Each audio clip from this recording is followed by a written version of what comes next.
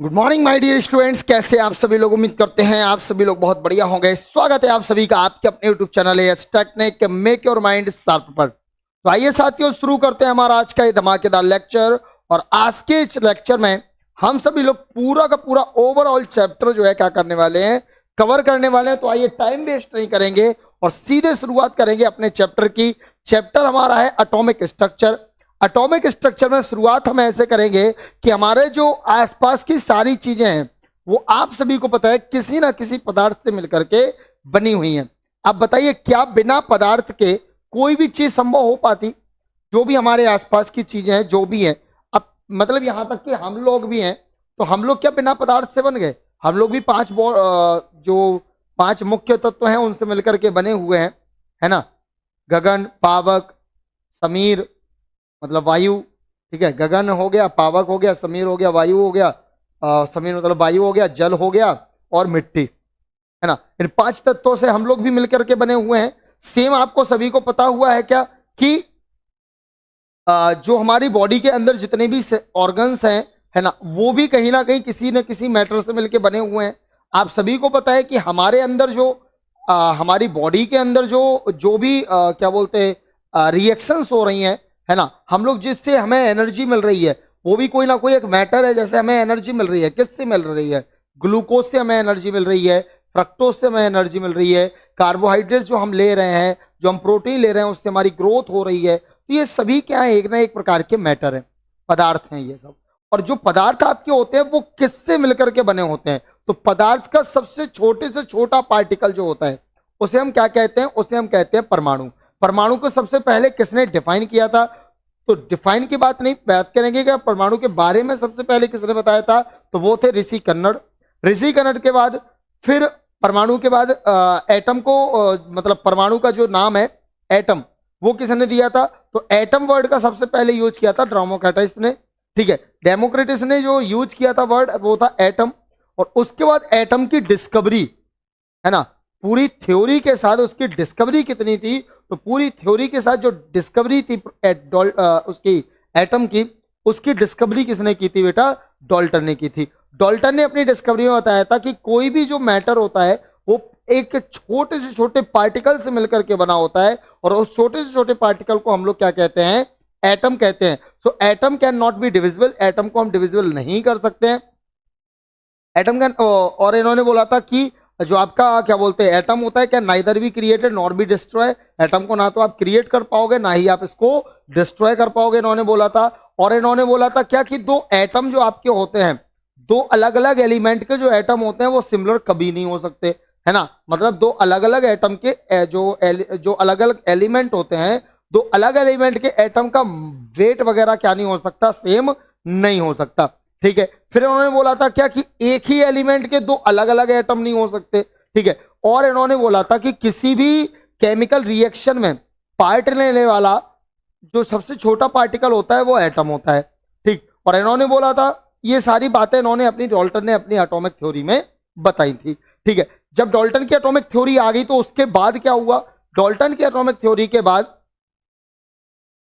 Henry Becquerel वो पहले scientist थे जिन्होंने बताया क्या कि एटम जो होता है हमारा उसको हम डिवाइड कर सकते हैं, क्योंकि हेनरी बैकरल ने रेडियो एक्टिविटी की खोज की थी। रेडियो एक्टिविटी की खोज की थी जिससे उन्हें पता चला था कि एटम को और ज्यादा डिवाइड किया जा सकता है, क्योंकि एटम से अल्फा बीटा गामा रेज क्या होती है? स्कैटर्ड होती हैं, ठीक है। तो इन्होंने बोला alpha beta gamma rays scattered होती हैं।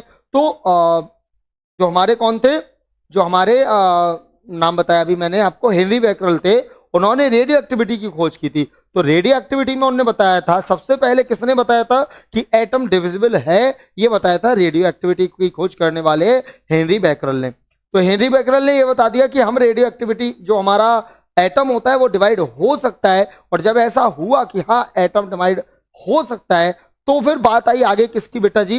फिर बात आ गई 1879 में कैथोड रे की डिस्कवरी, ठीक है। तो 1879 में कैथोड रे की डिस्कवरी हुई थी, ठीक है, जो कि किसने की थी? कैथोड रे की डिस्कवरी बताओ जल्दी, किसने की थी? कैथोड रे की डिस्कवरी किसने की थी? कैथोड रे की डिस्कवरी की थी विलियम क्रुक्स ने। किसने की थी?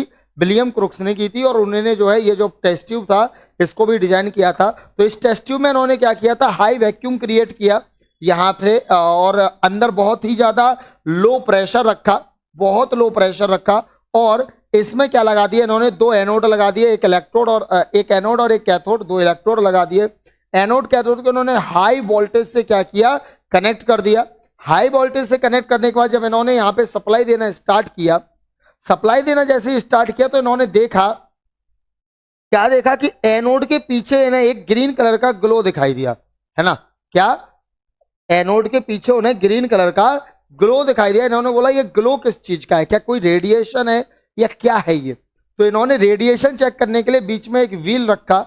जैसे ही ये कैथोड रेज उस व्हील पे पड़ी तो वो व्हील घूमने लगा। इन्होंने बोला नहीं नहीं भैया, ये क्या नहीं हो सकती, ये रेडिएशन तो नहीं हो सकता, क्योंकि रेडिएशन अगर होता तो ये व्हील को क्रॉस कर जाता। मतलब ये रेज है, ये जो रेज है वो रेज इन्होंने डाली। इन रेज को क्या बोला गया, इन रेज को बोला गया कि चूंकि ये रेज कैथोड से निकल के आ रही हैं, इसलिए ये निगेटिवली चार्ज होती हैं और इनका नाम दिया गया कैथोड रेज। ठीक है, कैथोड रे तक की बात हुई थी। इसके बाद कैथोड में निगेटिवली चार्ज पार्टिकल पाए जाते हैं, वो होते क्या है ये किसी ने नहीं बताया था। ठीक है, यहां जो वोल्टेज दिया गया था वो 10,000 वोल्ट का वोल्टेज था। प्रेशर जो रखा गया था वो 0.01 से 0.001 mmHg जो है वो क्या रखा गया था, प्रेशर रखा गया था। ठीक, फिर इन्होंने जो पार्टिकल बोले थे कि इनमें निगेटिवली चार्ज पार्टिकल होते हैं, उन निगेटिवली चार्ज पार्टिकल के बारे में डिस्कवरी किसने की थी, जे थॉमसन ने।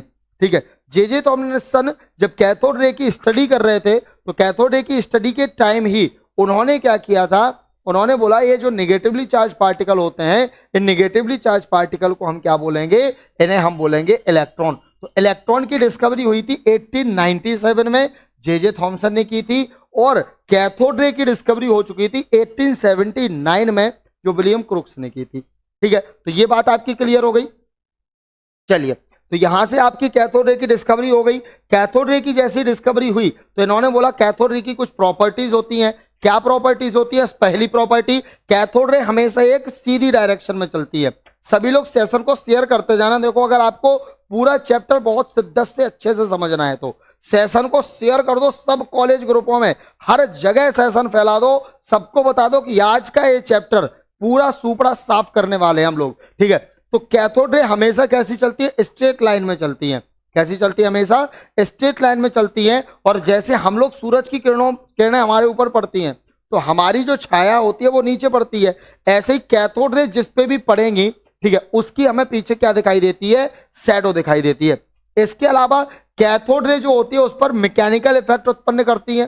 ठीक है, मैकेनिकल इफेक्ट उत्पन्न करने का मतलब क्या है कि जब इनके बीच में हमने एक पैडल व्हील रखा तो पैडल व्हील घूमने लगा, मतलब ये मैकेनिकल इफेक्ट दिखाती हैं। ठीक है,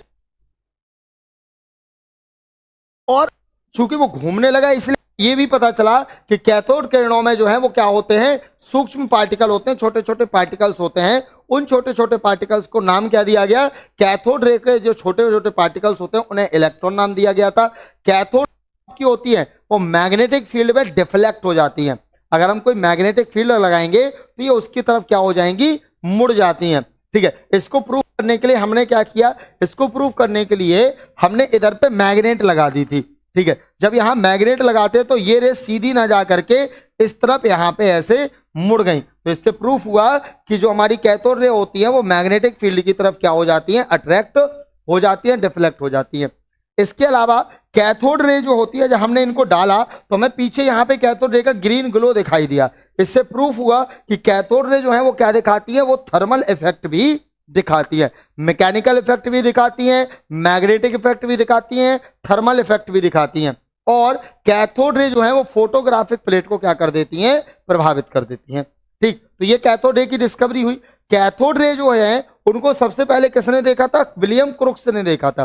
फिर 1897 में जे थॉमसन ने कैथोड रे की जो स्टडी कर रहे थे उस टाइम पे इन्होंने बताया था कि कैथोड रे की स्टडी के टाइम पे इन्होंने बताया था कि इसमें निगेटिवली चार्ज पार्टिकल होते हैं। ठीक है, अच्छा, इलेक्ट्रॉन नाम जो है, ये इलेक्ट्रॉन नाम, निगेटिवली चार्ज पार्टिकल होते हैं कैथोड रेज में, निगेटिवली चार्ज पार्टिकल होते हैं, ये बताया जे थॉमसन ने था। और इलेक्ट्रॉन का जो नामकरण संस्कार है, इलेक्ट्रॉन का जो नामकरण संस्कार है, मतलब इलेक्ट्रॉन को सबसे पहले इलेक्ट्रॉन किसने कहा था? तो इलेक्ट्रॉन का जो नामकरण संस्कार है वो किया था किसने बेटा जी? लॉरेंज ने। किसने किया था?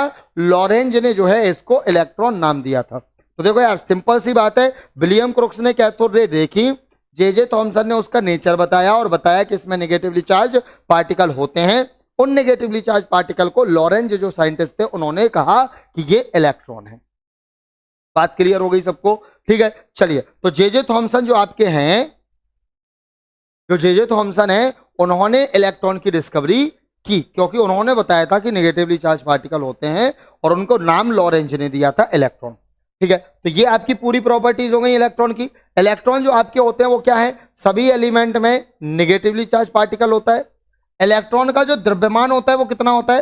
तो इलेक्ट्रॉन का जो द्रव्यमान होता है, इलेक्ट्रॉन का जो मास होता है, आप सभी को पता होना चाहिए 9.1 into 10 to the power minus का 31 ग्राम होता है। और इसका चार्ज कितना होता है? माइनस का 1.6 into 10 to the power minus का 19 कूलाम होता है। ये दोनों चीजें हम आप लोगों को पहले ही पढ़ा चुके हैं और अगर आपको नहीं पता है तो देखो यार सिंपल सी बात है। ठीक, ये आपकी बात हो गई क्या कि यहां पे आपकी इलेक्ट्रॉन की डिस्कवरी क्या होती है? फिनिश होती है कि आखिर आपकी इलेक्ट्रॉन की डिस्कवरी कैसे हुई। तो सबसे पहले कैथोड रे की डिस्कवरी हुई, इसके लिए हमने क्या किया था? एक वैक्यूम ट्यूब लिया, वैक्यूम ट्यूब के अंदर हमने लो प्रेशर रखा, वैक्यूम क्रिएट किया और इसमें 2 इलेक्ट्रोड लगाए, एनोड कैथोड। एनोड कैथोड को हमने क्या किया? हाई वोल्टेज बैटरी से कनेक्ट किया। 10,000 वोल्टेज का जब हमने वोल्टेज दिया तो कैथोड से कुछ कैथोड गर्म हुआ और वहां से कुछ रेज निकली। वो रेज एनोड के पीछे जाके ग्रीन ग्लो दिखाई, जिससे पता चला कि यार कुछ ना कुछ रेडिएशन तो हो रहा है। तो हमने वहां पे बीच में एक मैकेनिकल पैडल रख दिया, जो पैडल घूमने लगा, जिससे पता चला कि जो हमारी ये रेज, ये जो आ रहा है प्रकाश, जो हमें आ रहा है, ये जो लाइट आ रही है, ये लाइट रेडिएशन मात्र नहीं है। ये लाइट जो आपकी है वो क्या है? ये लाइट आपकी छोटे छोटे पार्टिकल से मिलकर बनी है, तभी ये मैकेनिकल इफेक्ट दिखा रही है। उन छोटे छोटे पार्टिकल को जे थॉमसन ने कहा कि ये छोटे छोटे पार्टिकल नेगेटिवली चार्ज होते हैं। लॉरेंज ने उनका नाम क्या दिया था? इलेक्ट्रॉन दिया था। ठीक है, इलेक्ट्रॉन का mass 9.1 into 10 to the power minus 31 होता है किलोग्राम, माइनस 31 किलोग्राम, और 1.6 into 10 to the power minus 19 coulomb, ये उसका क्या होता है? चार्ज होता है। क्लियर बात यहां तक? शिवम अमित गोस्वामी, रमाकांत मौर्य, शालिनी राजपूत, खुशबू गुप्ता, सबको समझ में आ गया क्या? अयान खान, सूरज कुमार, मनोज यादव, राव साहब और भी बहुत सारे बच्चे जुड़े हुए हैं। ठीक है, सबको आ गया ना ये चीज? इसके बाद की अगर मैं बात करूं तो अब बात आती है किसकी बेटा जी? एनोड रेज या प्रोटॉन की डिस्कवरी की। प्रोटॉन की डिस्कवरी से पहले बात आती है किसकी? एनोड रेज की। तो एनोड रे की डिस्कवरी अगर हम कहें तो एनोड रे की डिस्कवरी के बारे में बात करें तो ये की थी किसने बेटा? ये की थी गोल्डस्टीन ने। की थी ये गोल्डस्टीन ने की। तो देखो इसमें इन्होंने भी क्या किया? इन्होंने भी सेम ट्यूब लिया और यहां पर इन्होंने क्या रखा? एक परफोरेटेड कैथोड रखा। क्या रखा? परफोरेटेड कैथोड रखा, मतलब छिद्रित कैथोड रखा। क्यों लिया था? ताकि यहां से आने वाली रेडिएशन में पीछे दिख जाए। ठीक है, और यहां से जो रेज गई तो यहां से एनोड के पीछे हमें ग्रीन ग्लो दिखा, तो उन्होंने कहा ये तो भैया उनको भी दिखा था, विलियम क्रुक्स को भी। ठीक है, कुछ टाइम देखा तो रेड ग्लो दिखाई दिया। हमने कहा ये रेड ग्लो किस चीज का है? के लिए यहां मैकेनिकल व्हील रखा। मैकेनिकल व्हील मूव हुआ, बोले अरे भैया ये तो कोई ना कोई रेज है। चूंकि ये रेज एनोड से आ रही है इसलिए पॉजिटिवली चार्ज पार्टिकल से मिलकर बनी होती हैं, और ये जो रेज आपकी होती है ये रेज पॉजिटिव से आ रही हैं, इसलिए इन्हें ये पॉजिटिवली चार्ज पार्टिकल से मिलकर बनी होती हैं, और एनोड से आ रही हैं इसलिए इन्हें हम एनोड या इन्हें हम कैनाल रेज कहते हैं। क्लियर बात? बाकी पूरी चीज सेम है। बाकी पूरा का पूरा थ्योरी जो है वो किसकी तरह है? पूरा का पूरा थ्योरी जो है वो बिल्कुल कैथोड रे की तरह है। ठीक है, एनोड रे का उतना ही वोल्टेज अप्लाई किया, हाई वोल्टेज 0.01 से 0.001 mmHg इसके अंदर वैक्यूम क्रिएट किया हमने। ठीक है, एनोड लगाया, कैथोड लगाया। बस कैथोड की जगह इसमें क्या लगाना है हमें? कैथोड की जगह हमें इसमें लगाना है परफोरेटेड कैथोड। परफोरेटेड कैथोड का मतलब होता है छिद्रित कैथोड लगाना है। कैसा कैथोड लगाना है? छिद्रित कैथोड, जिसमें छेद होंगे, है ना, ऐसा कैथोड लगाना है। और फिर हमने यहाँ पे वोल्टेज अप्लाई किया तो कुछ टाइम बाद हमें यहाँ पे परफोरेटेड कैथोड के पीछे एक रेड कलर का ग्लो दिखाई दिया। इस रेड कलर के ग्लो को क्या बोला गया? एनोड रेज बोला गया। ठीक है, चूंकि ये एनोड से निकल रही थी इसलिए बोला गया कि ये पॉजिटिवली चार्ज पार्टिकल से मिलके बनी होती है। ये पूरी चीज किसने बताई थी? ये पूरी चीज बताने वाले थे साइंटिस्ट गोल्डस्टीन, जिन्होंने 1886 में ये एक्सपेरिमेंट किया था। ठीक है, तो हमें ये तो पता चल गया था कि परमाणु में निगेटिवली चार्ज पार्टिकल होते हैं, ये जो थॉमसन बता गए थे, है ना, जो सॉरी विलियम क्रोक्स बता गए थे हमें, है ना, कि निगेटिवली चार्ज होती हैं कुछ चीजें, तो वो विलियम क्रोक बता गए थे। तो गोल्डस्टीन ने वही एक्सपेरिमेंट और किया, तो उन्हें बोला इसमें धनावेशित कण भी कहीं ना कहीं होंगे, तो वो क्या होते हैं आपके कैथोड रे की जगह एनोड रे में होते हैं। ठीक है, तो ये आपकी पूरी एनोड रेस का इन्होंने नाम दिया। एनोड रे को एक और नाम से जानते हैं हम लोग, कैनाल रेस के नाम से। किसके नाम से बेटा? कैनाल रे के नाम से एनोड रे को हम जानते हैं। आगे अगर बात करें तो एनोड रे की भी क्या प्रॉपर्टीज होती हैं? सबसे पहला, सीधी रेखा में चलती हैं, रास्ते में आने वाली चीज की परछाई बना देती हैं। दूसरा, मैकेनिकल इफेक्ट देती है, तभी तो भैया पैडल घूमने लगा। तीसरा, पॉजिटिवली चार्ज पार्टिकल से बनी होती है जिन्हें हम प्रोटॉन कहते हैं, बट इसकी बात आगे रदरफोर्ड ने की थी। एनोड रे जो है वो मैग्नेटिक फील्ड में ऑब्वियस सी बात है डिफ्लेक्ट होंगी ही होंगी, निगेटिवली ये फोटोग्राफिक इफेक्ट को इफेक्ट करेंगी। मतलब पूरी प्रॉपर्टी जो किसकी है, पूरी की पूरी प्रॉपर्टी जो कैथोड रे की है वही इसकी है, बस चेंज इतना है, क्या बेटा? चेंज इतना है कि ये पॉजिटिवली चार्ज पार्टिकल से बनी है और वो निगेटिवली चार्ज पार्टिकल से बनी है। ठीक है, समझे कि नहीं बताओ? हाँ, अब एक कोई यादव जी आए हुए हैं, कह रहे हैं भाई व्यूज कम है यार। बेटा तुम्हें व्यूज से क्या करना, तुम्हें पढ़ना है, पढ़ लो बेटा। व्यूज तो तुम ही लोग बढ़ाओगे ना, मैं थोड़ी बनाऊंगा अपने आप, समझे? तो आप लोग शेयर करें जितना ज्यादा, अगर आपको समझ में आ रहा है तो आप शेयर करें मस्त तरीके से, फिर देखो आप, है ना, अगर आप शेयर करेंगे तो आपके पास इतना ज्यादा जाएगी वीडियो में, व्यू जाएंगे। सर्च करके देख लो फिर वीडियो। ठीक है, आगे बढ़ जाओ। अब बात आती है प्रोटॉन की डिस्कवरी। तो पॉजिटिवली चार्ज पार्टिकल से जो मिलकर के बने होते हैं उनको प्रोटॉन बोला गया। क्या? उनको क्या बोला गया? प्रोटॉन बोला गया। इसका पीडीएफ आपको हमारे एएस टेक्निक ऐप पे मिल जाएगा। प्रोटॉन बोला गया, ये सभी प्रोटॉन जो है वो पॉजिटिवली चार्ज पार्टिकल से मिलकर बने होते हैं। प्रोटॉन के बारे में सबसे पहले बताया गोल्डस्टीन ने था, लेकिन प्रोटॉन की डिस्कवरी के श्रेय जो है किसको जाता है? रदरफोर्ड को जाता है। प्रोटॉन का जो मास होता है वो कितना होता है? 1.67।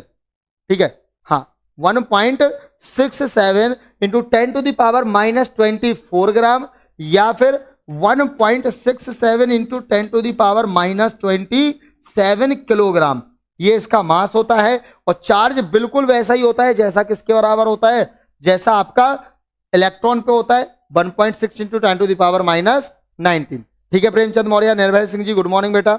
दिव्यांश शर्मा जी भी जुड़ गए हैं, लेट जुड़े हो बट कोई बात नहीं, पूरी क्लास पढ़ते जाना बेटा, है ना। चलिए, बहुत बहुत धन्यवाद। तो ये आपका होता है पॉजिटिवली चार्ज पार्टिकल है। चार्ज मैंने आपको बता दिया हुआ है, कितना इस पे चार्ज होता है और कितना इस पे मास होता है। ठीक है, तो आई होप कि आप सभी को प्रोटॉन भी सिंपल सा समझ में आ गया होगा। इलेक्ट्रॉन की डिस्कवरी हो गई, प्रोटॉन की डिस्कवरी हो गई। ठीक है, प्रोटॉन इलेक्ट्रॉन दोनों की क्या हो चुकी है? डिस्कवरी आपकी हो चुकी है। अब आगे डिस्कवरी किसकी आ जाती है? अब आगे डिस्कवरी आती है किसकी बेटा? जब हमारे प्रोटॉन बन गए, जब हमारे इलेक्ट्रॉन बन गए, तो अब बोला गया कि भैया एटॉमिक मॉडल बनाओ। कि तुमने बोल तो दिया एटम के अंदर प्रोटॉन होते हैं, एटम के अंदर इलेक्ट्रॉन होते हैं, लेकिन ये कैसे होते हैं? एटम के अंदर कहां प्रोटॉन होता, कहां इलेक्ट्रॉन होता है, इसके बारे में थोड़ा सा बताओ। ठीक है, तो अलग अलग एटॉमिक मॉडल्स आए। ठीक है, अलग अलग एटॉमिक मॉडल्स आए। सबसे पहला एटॉमिक मॉडल जो लेकर के आए थे वो आए थे निकॉन। तो सबसे पहला जो एटॉमिक मॉडल लेकर के आए थे वो आए थे जे थॉमसन। ठीक है, जे थॉमसन के बाद फिर आए थे 1911 में रदरफोर्ड, और रदरफोर्ड के बाद 1913 में आए थे नील्स बोर। ठीक है, ये तीन साइंटिस्ट थे जिन्होंने एटॉमिक मॉडल अब तक दिया हुआ है। ठीक है, तीन साइंटिस्ट थे जिन्होंने मॉडल दिया हुआ है। सबसे पहला क्या था? जे थॉमसन थे, दूसरा रदरफोर्ड, तीसरे नील्स बोर। जे थॉमसन ने जो रदरफोर्ड मॉडल दिया है, ठीक है, जे थॉमसन का जो मॉडल है, जे थॉमसन ने जो मॉडल दिया है उस मॉडल को बोलते हैं प्लम पुडिंग मॉडल। ठीक है, क्या बोलते हैं हम लोग उसे? प्लम पुडिंग मॉडल बोलते हैं। मतलब जहां पर इन्होंने एक तरबूज की सहायता से क्या किया था? एटम को समझाने की कोशिश की थी। दूसरे जो साइंटिस्ट थे वो साइंटिस्ट कौन थे? हमारे दूसरे साइंटिस्ट थे रदरफोर्ड, जिन्होंने क्या किया था? गोल्ड फाइल के ऊपर अल्फा स्कैटरिंग मॉडल परफॉर्म किया था, और तब जाकर के इन्होंने क्या किया था? एटम का मॉडल बनाया था। लेकिन इनका मॉडल जो है वो फेल हो गया था, चार्ज मतलब फेल क्यों हुए थे, ये जो रदरफोर्ड है फेल क्यों हुए थे, आप लोग वीडियो में देख सकते हैं आगे। इसके बाद फिर आए थे नील्स बोर। नील्स बोर ने बड़ी ही चालाकी के साथ रदरफोर्ड के मॉडल को अपना मॉडल समझाते हुए बताया कि क्या क्या गलतियां थी और उन गलतियों को हमने कैसे दूर किया। क्या गलतियां थी रदरफोर्ड के मॉडल में, उस रदरफोर्ड के मॉडल को इन्होंने मॉडिफाई किया, चेंज किया और काफी सारी जो है चीजें क्या की इन्होंने क्लियर की। ठीक है, तो आप सभी लोग जो है वीडियो में बिल्कुल जुड़े रहिए इसी टाइप से, और ज्यादा लोगों तक वीडियो शेयर कर दो। आपको एक एक चीज जो है आपको एएस टेक्निक पर समझाई जाएगी। आज हम पूरा चैप्टर जो है क्या करेंगे, खत्म करने वाले हैं। और आप सभी को मैं बता दूं एएस टेक्निक पर आप सभी के लिए बहुत सारी क्लासेस चलती हैं पर डे। मॉर्निंग में 8:15 पर किसकी क्लास चलती है, आपकी अप्लाइड केमिस्ट्री की क्लास चलती है। सभी लोग जुड़ा कीजिएगा, ठीक है। केमिस्ट्री की क्लास चलती है 9:15 पर डे मॉर्निंग में आपकी किसकी क्लास चलती है, कम्युनिकेशन स्किल की क्लास चलती है। शाम को 4 बजे आपकी जो है, शाम को 4 बजे बुधवार, गुरुवार और शुक्रवार 3 दिन आपकी 4 बजे चलती है। कौन सी बेटा, कंस्ट्रक्शन मटेरियल, सिविल वालों के लिए कंस्ट्रक्शन मटेरियल चलती है शाम को कितने बजे, हिमांशु सर द्वारा शाम को 4 बजे ये क्लास। इसके बाद 5 बजे जो आपकी क्लास है बेटा, ये क्लास चलती है बहुत ही इंपॉर्टेंट सब्जेक्ट जो आपका है इंजीनियरिंग ड्राइंग या इंजीनियरिंग ग्राफिक्स, ठीक है। इंजीनियरिंग ड्राइंग की क्लास चलती है आपकी कितने बजे, शाम को 5 बजे। इसके बाद बेटा 5:45 पर 5:45 पर आपकी जो क्लास चलती है वो चलती है बेटा जी कम्युनिकेशन स्किल की क्लास, ठीक है। और इसके बाद आपकी शाम को 6:30 पर, शाम को 6:30 पर आपकी क्लास चलती है मैथ फर्स्ट की, ठीक है। मैथ फर्स्ट की क्लास चलती है। और आज की क्लास जो है मैथ फर्स्ट की, उसमें बेटा क्या होने वाला है, उसमें चैप्टर नंबर 1 का पूरा रिवीजन होने वाला है। चैप्टर 1 जो है हमारा उसका पूरा रिवीजन होने वाला है, ठीक है। क्योंकि अपना चैप्टर नंबर 1 खत्म हो चुका है, तो उसका पूरा रिवीजन जिसने भी नहीं पढ़ा है वो जुड़ सकता है, ठीक है। और उसमें सारे टाइप के क्वेश्चन आपको कराए जाएंगे, प्लस उसमें आपको जो है बताया जाएगा कि किस टाइप के क्वेश्चन एग्जाम में आने वाले हैं, ठीक है। तो शाम को 6:30 बजे मैथ की क्लास चलती है। इसके बाद शाम को 7:30 बजे जो है आपकी एक और केमिस्ट्री की क्लास चलाई जाती है, ठीक है। एक और केमिस्ट्री की क्लास चलती है, अंजुरी श्रीवास्तव जी मैम पढ़ाती है इसमें आपको। और शाम को 7:15 बजे जो है आपकी फिजिक्स की क्लास चलाई जाती है, ठीक। तो टोटल आपकी ये क्लासेस चलाई जा रही हैं।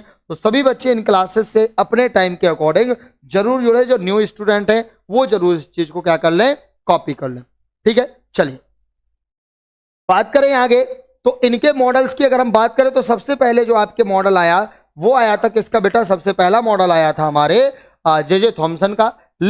उससे पहले मैं आपको यहाँ पे एक चीज, जो साइंटिस्ट थे जेम्स चैडविक, इन जेम्स चैडविक साइंटिस्ट ने 1932 में, कब, 1932 में न्यूट्रॉन की डिस्कवरी की थी। क्या की थी, न्यूट्रॉन की डिस्कवरी की थी। कैसे की थी, इन्होंने बेरिलियम का वायर लिया। किसका वायर लिया था इन्होंने बेरिलियम जो धातु होती है Be, उस धातु का क्या लिया, एक बिल्कुल पतला वायर लिया, ठीक है। पतली फाइल ली और उस फाइल पर इन्होंने क्या किया, अल्फा पार्टिकल्स डाले। किसका लिया इन्होंने लिया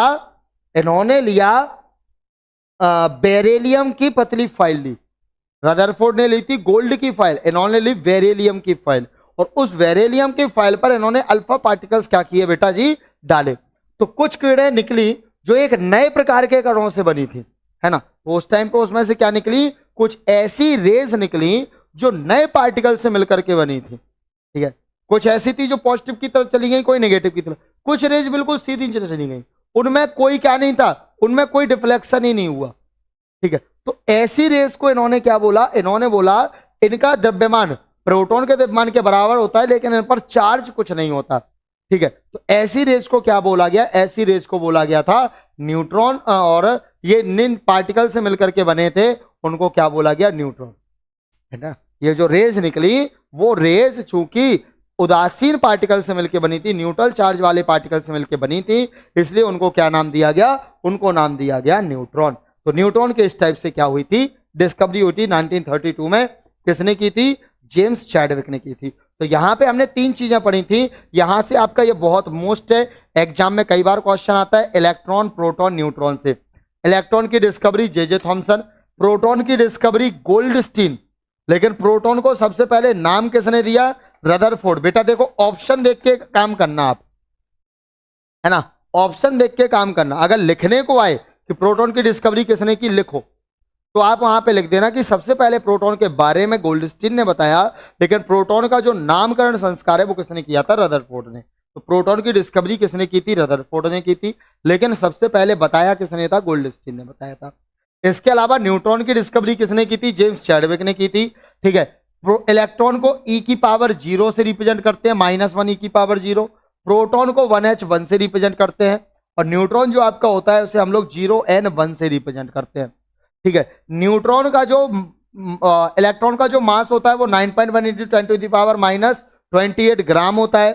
प्रोटॉन का मास होता है 1.673 इंटू 10⁻⁻24 ग्राम। न्यूट्रॉन का बिल्कुल सेम, जितना प्रोटॉन का होता उतना ही न्यूट्रॉन का होता, 1.673, यहां 1.675। ठीक है, दोनों का चार्ज सेम है, इसका नेगेटिव में, इसका पॉजिटिव में, और न्यूट्रल पे इसका कोई चार्ज नहीं होता है न्यूट्रॉन पे। ये आपकी बात हो गई, यानी यहां तक किसी को कोई प्रॉब्लम क्या? तो इलेक्ट्रॉन, प्रोटॉन, न्यूट्रॉन, इन तीनों के बारे में मैंने आपको पूरा बताया। आइए अब हम बात करते हैं किसकी बेटा जी? अब हम बात करते हैं मॉडल्स की। एक एक करके मॉडल को डिस्क्राइब करेंगे। सबसे पहला मॉडल आपका किसका था? जे थॉमसन का मॉडल था। ठीक है, सभी लोग देखो यार, सेशन को शेयर करते रहो अगर पूरा चैप्टर चाहिए तो, समझे रहे हो? हाँ, आज की क्लास जो है आपकी बहुत ही बढ़िया क्लास हो रही है। इस क्लास में हमने आपको देख रहे हो कि चैप्टर से क्या क्या टॉपिक बन सकते हैं, वो सारे टॉपिक आपको क्लियर करता जा रहा हूं। सबसे पहला मॉडल था जो जे थॉमसन का मॉडल। जे थॉमसन का जो मॉडल था वो इलेक्ट्रॉन की डिस्कवरी के तुरंत बाद 1904 में आया था। कब आया था? 1904 में। ठीक है, सर न्यूट्रॉन उदासीन क्यों है? बेटा क्योंकि देखो क्या हुआ, जो न्यूट्रॉन पार्टिकल्स थे उनमें कोई डिफ्लेक्शन नहीं हो रहा था पॉजिटिव और नेगेटिव प्लेट की तरफ, बिल्कुल सीधे निकल रहे थे, मतलब उनमें कोई डिफ्लेक्शन ही नहीं हो रहा, उदासीन है, फिर वो न्यूट्रल है ना। वो कैसे है? न्यूट्रल है, उस पर कोई चार्ज ही नहीं है, क्योंकि अगर कोई चार्ज होता तो वो पॉजिटिव पार्टिकल की तरफ या नेगेटिव की तरफ क्या होता? अट्रैक्ट होता, बट ऐसा कुछ नहीं हुआ था उस टाइम पे। ठीक है, बिल्कुल सीधे निकल गए वो। तो उन्होंने बोला कि ये भैया रे ऐसी हैं जो एक नए पार्टिकल से मिलकर बनी हुई हैं, जो उदासीन पार्टिकल्स होते हैं उन्हें न्यूट्रॉन नाम दिया गया था। ठीक, चलो यहाँ पे, तो जब जे थॉमसन का मॉडल आया उस टाइम तक केवल इलेक्ट्रॉन और प्रोटॉन की डिस्कवरी हो पाई थी, बस। उस टाइम पे न्यूक्लियस की डिस्कवरी नहीं हुई थी। तो जे थॉमसन ने अपना एटॉमिक मॉडल जो था उस टाइम पे जितनी जानकारियां थी उन जानकारियों के बेसिस पर क्या किया था? इन्होंने दिया था। ठीक है, इन्होंने बोला कि जैसे हमारा क्या होता है? तरबूज होता है।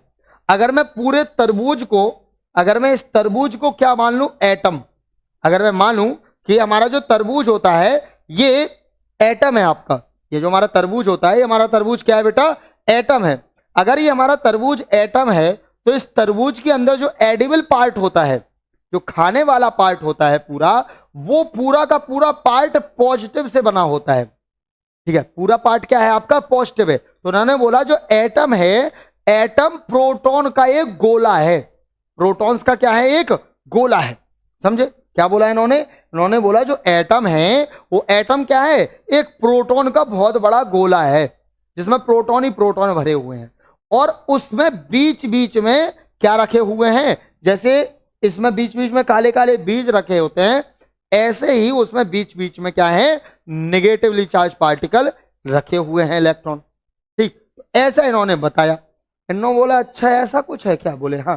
बोले देखो परमाणु जो है, एटम जो है, वो पॉजिटिव एक गोला है। क्या है? पॉजिटिव गोला, एक पॉजिटिव स्फीयर है।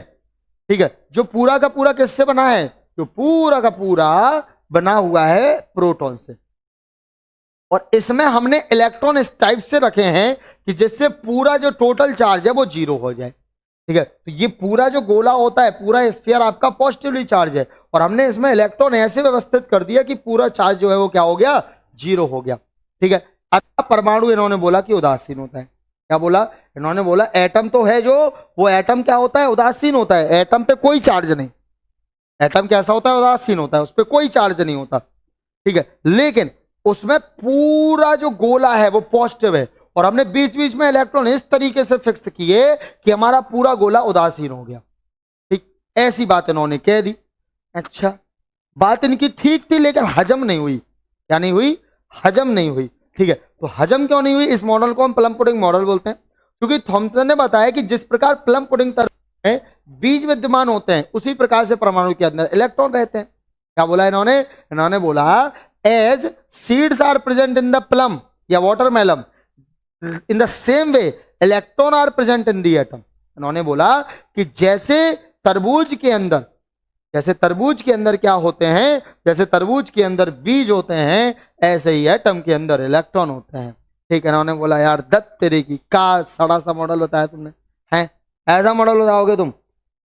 चलो, इस मॉडल के आधार पर हमने प्रकाश का विद्युत प्रभाव, आयनन की व्याख्या की, आयनाइजेशन वगैरह के बारे में सीखा, थर्मो आयनिक एमिशन, फोटो इलेक्ट्रिक इफेक्ट और आयनाइजेशन, इनके बारे में हमें पता चला था इसमें। ठीक है, लेकिन इस नियम के द्वारा कई घटनाओं को नहीं समझाया पाया, जिसकी वजह से थॉमसन में क्या क्या कमियां थी वो देखो। थॉमसन का मॉडल था वो रदरफोर्ड के अल्फा मॉडल की व्याख्या नहीं कर पाया। क्या नहीं कर पाया? अभी हम लोग रदरफोर्ड का मॉडल पढ़ेंगे तो देखो रदरफोर्ड मॉडल क्या कहता है, अभी आगे हम बताएंगे आपको कि कैसे व्याख्या नहीं कर पाया। देखो क्या होता है, इन्होंने क्या बोला?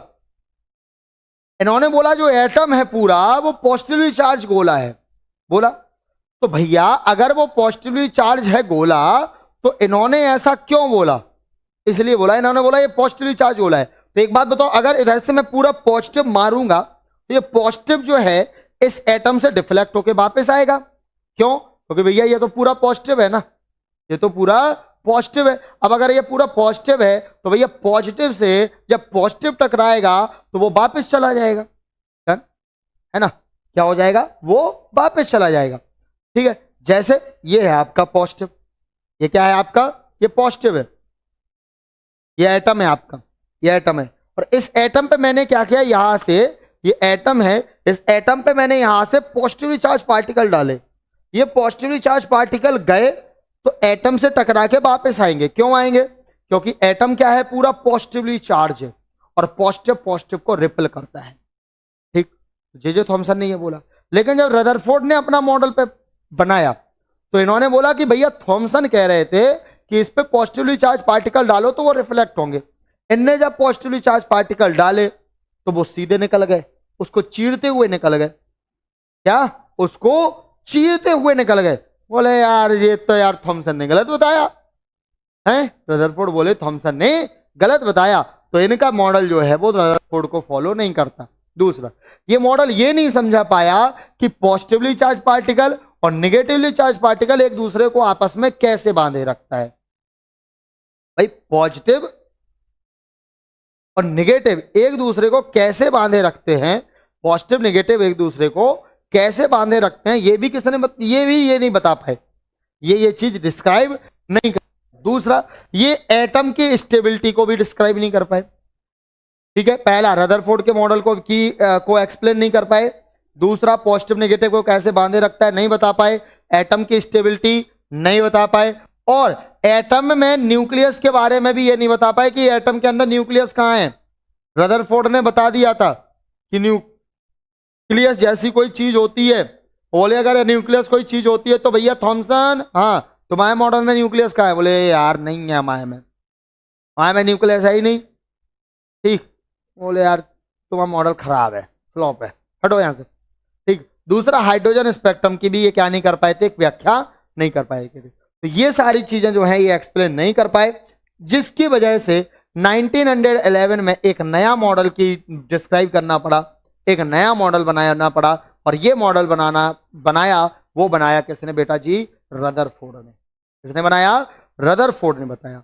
रदरफोर्ड जो है इन्होंने कहा थॉमसन भैया कह रहे थे कि पॉजिटिवली चार्ज पार्टिकल होता है पूरा एटम, तो अगर मैं पूरे एटम के ऊपर पॉजिटिवली चार्ज पार्टिकल डालूं तो सारे के सारे एटम मेरी तरफ वापस आ जाएंगे, सारे के सारे पॉजिटिव चार्ज पार्टिकल मेरी तरफ आ जाएंगे। ठीक, मैंने कहा मैं करके देखता हूं ऐसा। तो इन्होंने क्या किया, इन्होंने पोलोनियम जो आपका रेडियो एक्टिव एलिमेंट होता है, उस पोलोनियम रेडियो एक्टिव एलिमेंट से जो निकलने वाले अल्फा पार्टिकल्स थे, उन अल्फा पार्टिकल्स को इन्होंने किसके ऊपर डाला? एक गोल्ड फॉइल के ऊपर डाला। सोने की पन्नी के ऊपर। और सोने की पन्नी की जो मोटाई थी वो थी 0.4 बार 0 और 4 सेंटीमीटर। इतनी मोटाई की क्या थी हमारी सोने की पन्नी थी। इस पन्नी के ऊपर जब इन्होंने बहुत सारे अल्फा पार्टिकल डाले, मान लो 20,000 अल्फा पार्टिकल डाले, ठीक है, क्या है 20,000 अल्फा पार्टिकल्स डाले।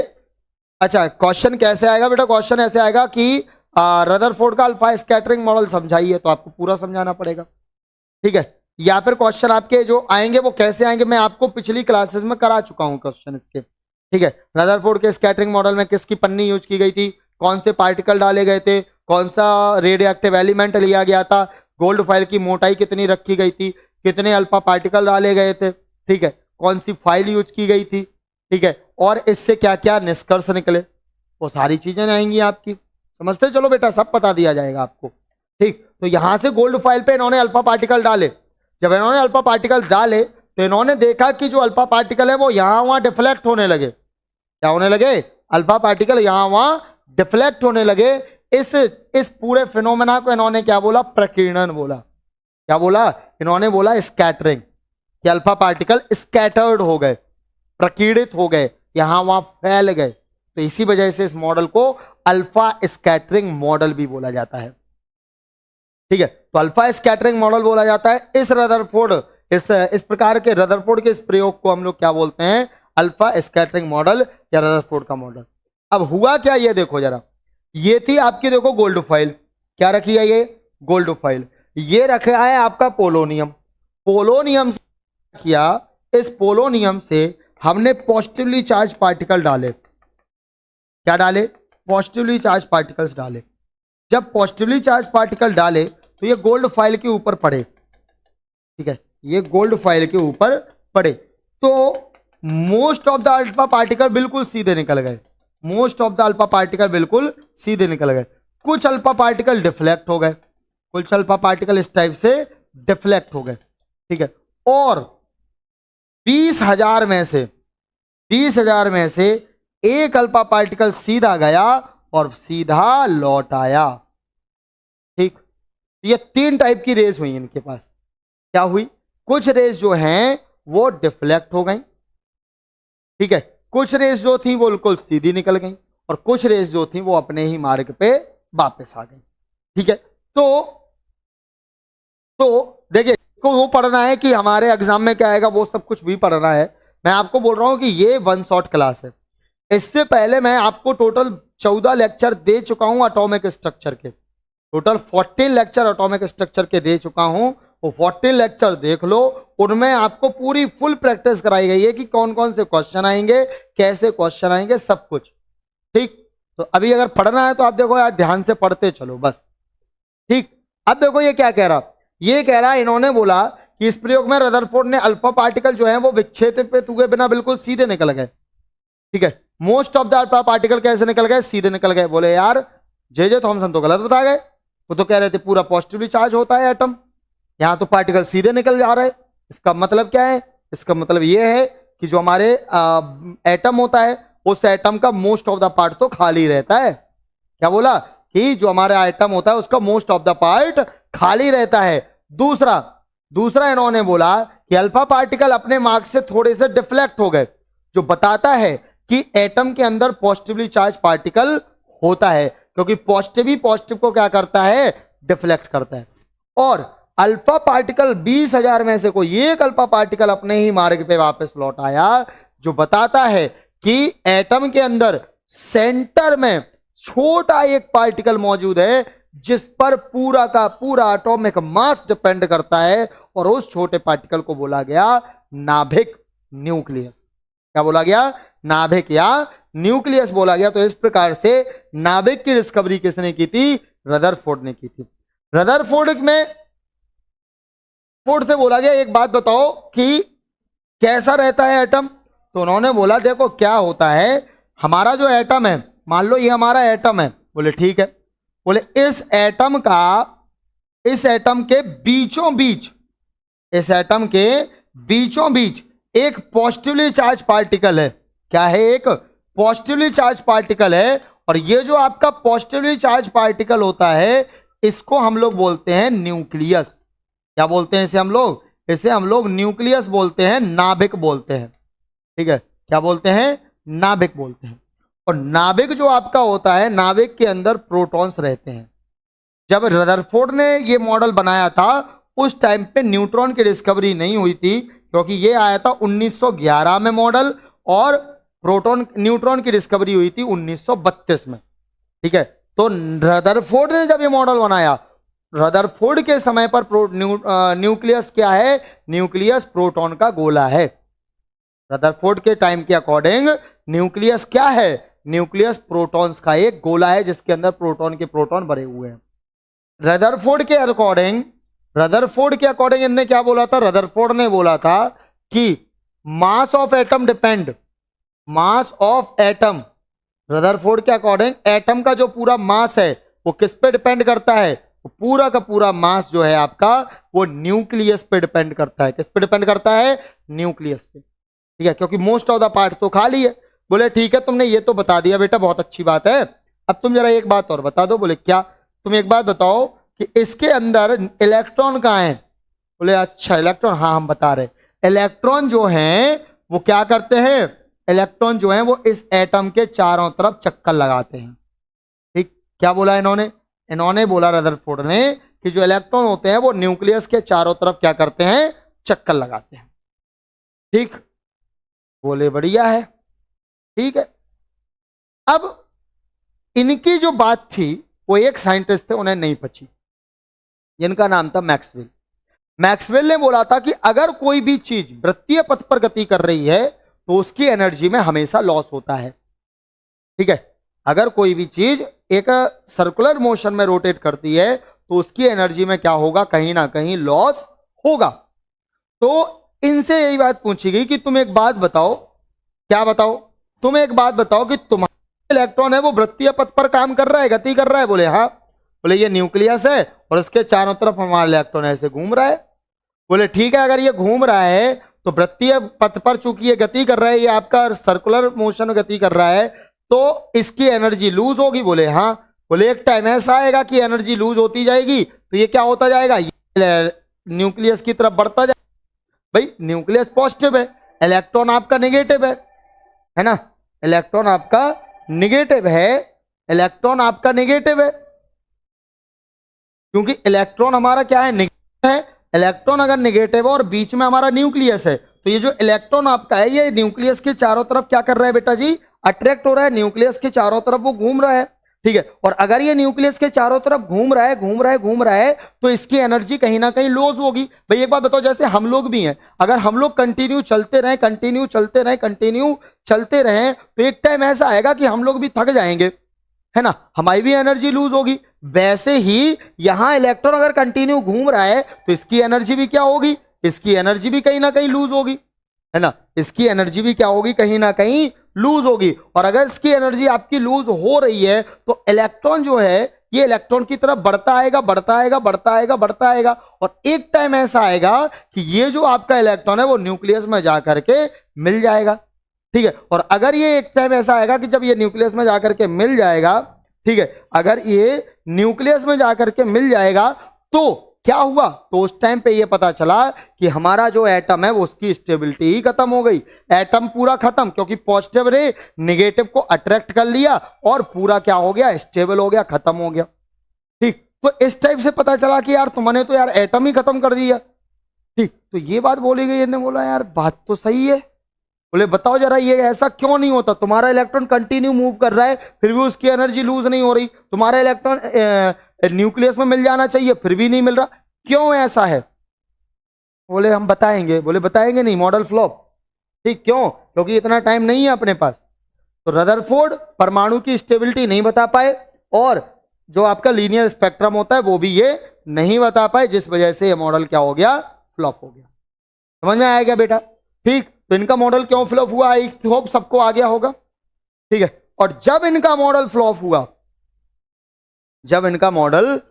हुआ तो जस्ट 2 साल बाद 11 में ये हुआ था, 1911 में, 12 नहीं 13 में रदरफोर्ड को छोड़ के नील बोर पहुंच गए मॉडल लेके। बोले हमने बनाया एटॉमिक मॉडल। बोले अच्छा? बोले हाँ। बोले क्या किया?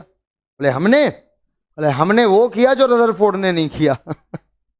बोले क्या? बोले हम एटम की स्टेबिलिटी बताएंगे। हम तुम्हें बताएंगे, तुमने बोला था ना कि इलेक्ट्रॉन क्यों कंटिन्यू घूमता रहता है। बोले हाँ। बोले हम बताएंगे। बोले बताओ। बोले सर आपने रदरफोर्ड से क्या पूछा? बोले हमने पूछा रदरफोर्ड से कि आपका इलेक्ट्रॉन कंटिन्यूअसली न्यूक्लियस के चारों तरफ घूम रहा है। बोले ठीक है, तो तुम्हारे इलेक्ट्रॉन की एनर्जी लूज क्यों नहीं हो रही? कंटिन्यू क्यों घूम रहा है वो? अगर वो कंटिन्यू घूम रहा है वृत्तीय पथ पर, तो भैया उसकी एनर्जी क्या होनी चाहिए? लूज होनी चाहिए। और अगर एनर्जी लूज हो रही है तो न्यूक्लियस को उसको अपनी तरफ अट्रैक्ट करेगा, और एक टाइम ऐसा आएगा क्या कि तुम्हारा इलेक्ट्रॉन न्यूक्लियस में जाकर के मिल जाएगा। बोले सर आपकी बात 100% सही है। बोले तो? बोले अब आप हमारी एक बात का जवाब दो। बोले ठीक है पूछो। बोले एक बात बताओ, इन सोलर सिस्टम के अंदर सूरज बीच में है? बोले हाँ। पृथ्वी उसके चारों तरफ घूम रही है? बोले हाँ। बोले पृथ्वी कौन सी मोशन में काम कर रही है? बोले सर्कुलर मोशन में। वृत्तीय पथ पर गति कर रही है क्या? बोले हाँ। बोले अगर एक बात बताओ कि तुम्हारी पृथ्वी जब वृत्तीय पथ पर गति कर रही है तो फिर उसकी भी एनर्जी लूज होनी चाहिए? बोले हाँ। बोले अगर उसकी एनर्जी लूज होनी चाहिए तो एक बात बताओ, उसकी एनर्जी लूज होगी तो वो अपने ऑर्बिट को छोड़ के धीरे धीरे किसके पास? सूरज के पास पहुंचती जाएगी, और एक टाइम ऐसा आएगा कि वो सूरज में जाके मिल जाएगी। बोले दत्त पागल हो क्या? ऐसा कभी हो ही नहीं सकता। बोले क्यों? क्यों नहीं हो सकता ऐसा? क्यों नहीं हो सकता बोलो? उनने बोला क्योंकि हमारी जो अर्थ है वो फिक्स ऑर्बिट पे घूम रही है, अपनी कक्षा में घूम रही है। बोले यही तो मैं तुम्हें समझाना चाहता हूं कि हमारा इलेक्ट्रॉन की एनर्जी इसलिए लूज नहीं हो रही है क्योंकि हमारा इलेक्ट्रॉन एक फिक्स ऑर्बिट में घूम रहा है, एक फिक्स एनर्जी लेवल में घूम रहा है, अपनी कक्षा के अंदर ही तो घूम रहा है। बोले अच्छा तुम नई चीज लेके आए? बोले हम यही तो बोल रहे थे कि हम नया लेके आए हैं जो रदरफोर्ड लेके नहीं आए थे। बोले बताओ? बोले देखो आ जाओ जरा। इन्होंने बोला क्या? बोर ने बोला कि इलेक्ट्रॉन न्यूक्लियस के चारों तरफ एक फिक्स एनर्जी वाली क्लास में घूमते हैं। कहां घूमते हैं? फिक्स एनर्जी वाली क्लास में घूमते हैं, जिससे इलेक्ट्रॉन की चूंकि निश्चित कक्षा में अगर ये घूमते हैं तो विकिरण के रूप में ऊर्जा का उत्सर्जन ये नहीं करेंगे। क्यों नहीं करेंगे? क्योंकि ये अपनी एनर्जी लेवल में घूम रहे हैं। अगर विकिरण कब निकलेगा? जब वो अपनी एनर्जी से किसी हाई एनर्जी में जाएगा, और तब वहां से फिर जब वो वापस आएगा तो वो एनर्जी लूज करेगा। भाई वो तो अपनी ऑर्बिट में घूम रहा, अपने एनर्जी लेवल में घूम रहा, अपने एनर्जी लेवल से जब वो बाहर जाएगा तब वो एनर्जी लूज करेगा। ठीक है, क्योंकि अपने एनर्जी लेवल में घूम रहा है इसलिए इलेक्ट्रॉन एनर्जी नहीं करता, जिसकी वजह से ये न्यूक्लियस में जाके नहीं गिरेगा और एटम आपका स्टेबल हो जाएगा। Very good, proud of you board. बोला क्या तुमने सही बताया। ठीक है, तो परमाणु में 3 प्रकार के पार्टिकल होते हैं। क्या क्या? परमाणु के 2 भाग होते हैं इन्होंने बोला। बोले ठीक है। बोले बीच में होता है न्यूक्लियस। बोले अच्छा। और बोले इलेक्ट्रॉन उसके चारों तरफ होते हैं। बोले ठीक। बोले जो आपके न्यूक्लियस होते हैं, न्यूक्लियस के चारों तरफ ये जो ऑर्बिट, इसके चारों तरफ एक फिक्स एनर्जी लेवल्स बनाए हैं हमने। क्या बनाए हैं? फिक्स एनर्जी लेवल्स बनाए हैं। और इन फिक्स एनर्जी लेवल्स को क्या बोला? इन फिक्स एनर्जी लेवल्स को हमने बोला orbit. In fix energy levels को हमने क्या बोला? कक्षा। क्या बोला? कक्षा या ऑर्बिट बोला। ठीक है, इन्हें हमने बोला फिक्स एनर्जी लेवल। जी हाँ अयान खान जी, अगर आपको पसंद आया तो प्लीज यार वीडियो बस शेयर जरूर कर लेना। ठीक है, क्या कर देना? शेयर कर देना अपने अपने कॉलेज में, अगर तो मजा आ गया हो कसम से आज तो। ठीक है, सभी लोग शेयर करना अपने अपने कॉलेजेस में। इनको इन्होंने बोला कक्षा या ऑर्बिट। और इन ऑर्बिट की जो एनर्जी है, इन ऑर्बिट की जो एनर्जी है वो कैसी कर दी इनने? फिक्स कर दी। और इन्होंने बोला कि न्यूक्लियस के जितने पास वाला ऑर्बिट होगा उसकी एनर्जी उतनी कम होगी, और जैसे हम दूर बढ़ते जाएंगे, जैसे हम दूर बढ़ते जाएंगे एनर्जी भी क्या होती जाएगी? बढ़ती जाएगी। बोले वेरी गुड, बहुत बढ़िया, शानदार। ठीक, तो इन्होंने ये बताया। इन्होंने बोला जो इलेक्ट्रॉन होता है वो कंटिन्यूअसली इन पाथ पे क्या करता रहता है? कंटिन्यूअसली घूमता रहता है। ठीक है, इन पाथ पे कंटिन्यूअसली क्या करता रहता है? घूमता रहता है। इनने बोला न्यूक्लियस के जस्ट पास वाली जो सेल है उसकी एनर्जी कम होती है, उसके बाहर जैसे ही बढ़ते जाते हैं तो एनर्जी भी बढ़ती जाती है। सबसे कम एनर्जी लेवल जो होता है वो के सेल का होता है, फिर एल, फिर एम, फिर एन। के जो आपकी है वो पहली सेल है, के क्या है आपकी, के आपकी है पहली सेल, तो के इक्वल टू क्या हो, के equal to 1, L equal to दूसरी, एम आपकी तीसरी और एन आपकी चौथी है। ये जो के बराबर के लिए एन की वैल्यू 1, एन क्या होता है, एन बताता है कौन से नंबर की क्लास है, क्या बताता है, कौन से नंबर की क्लास है।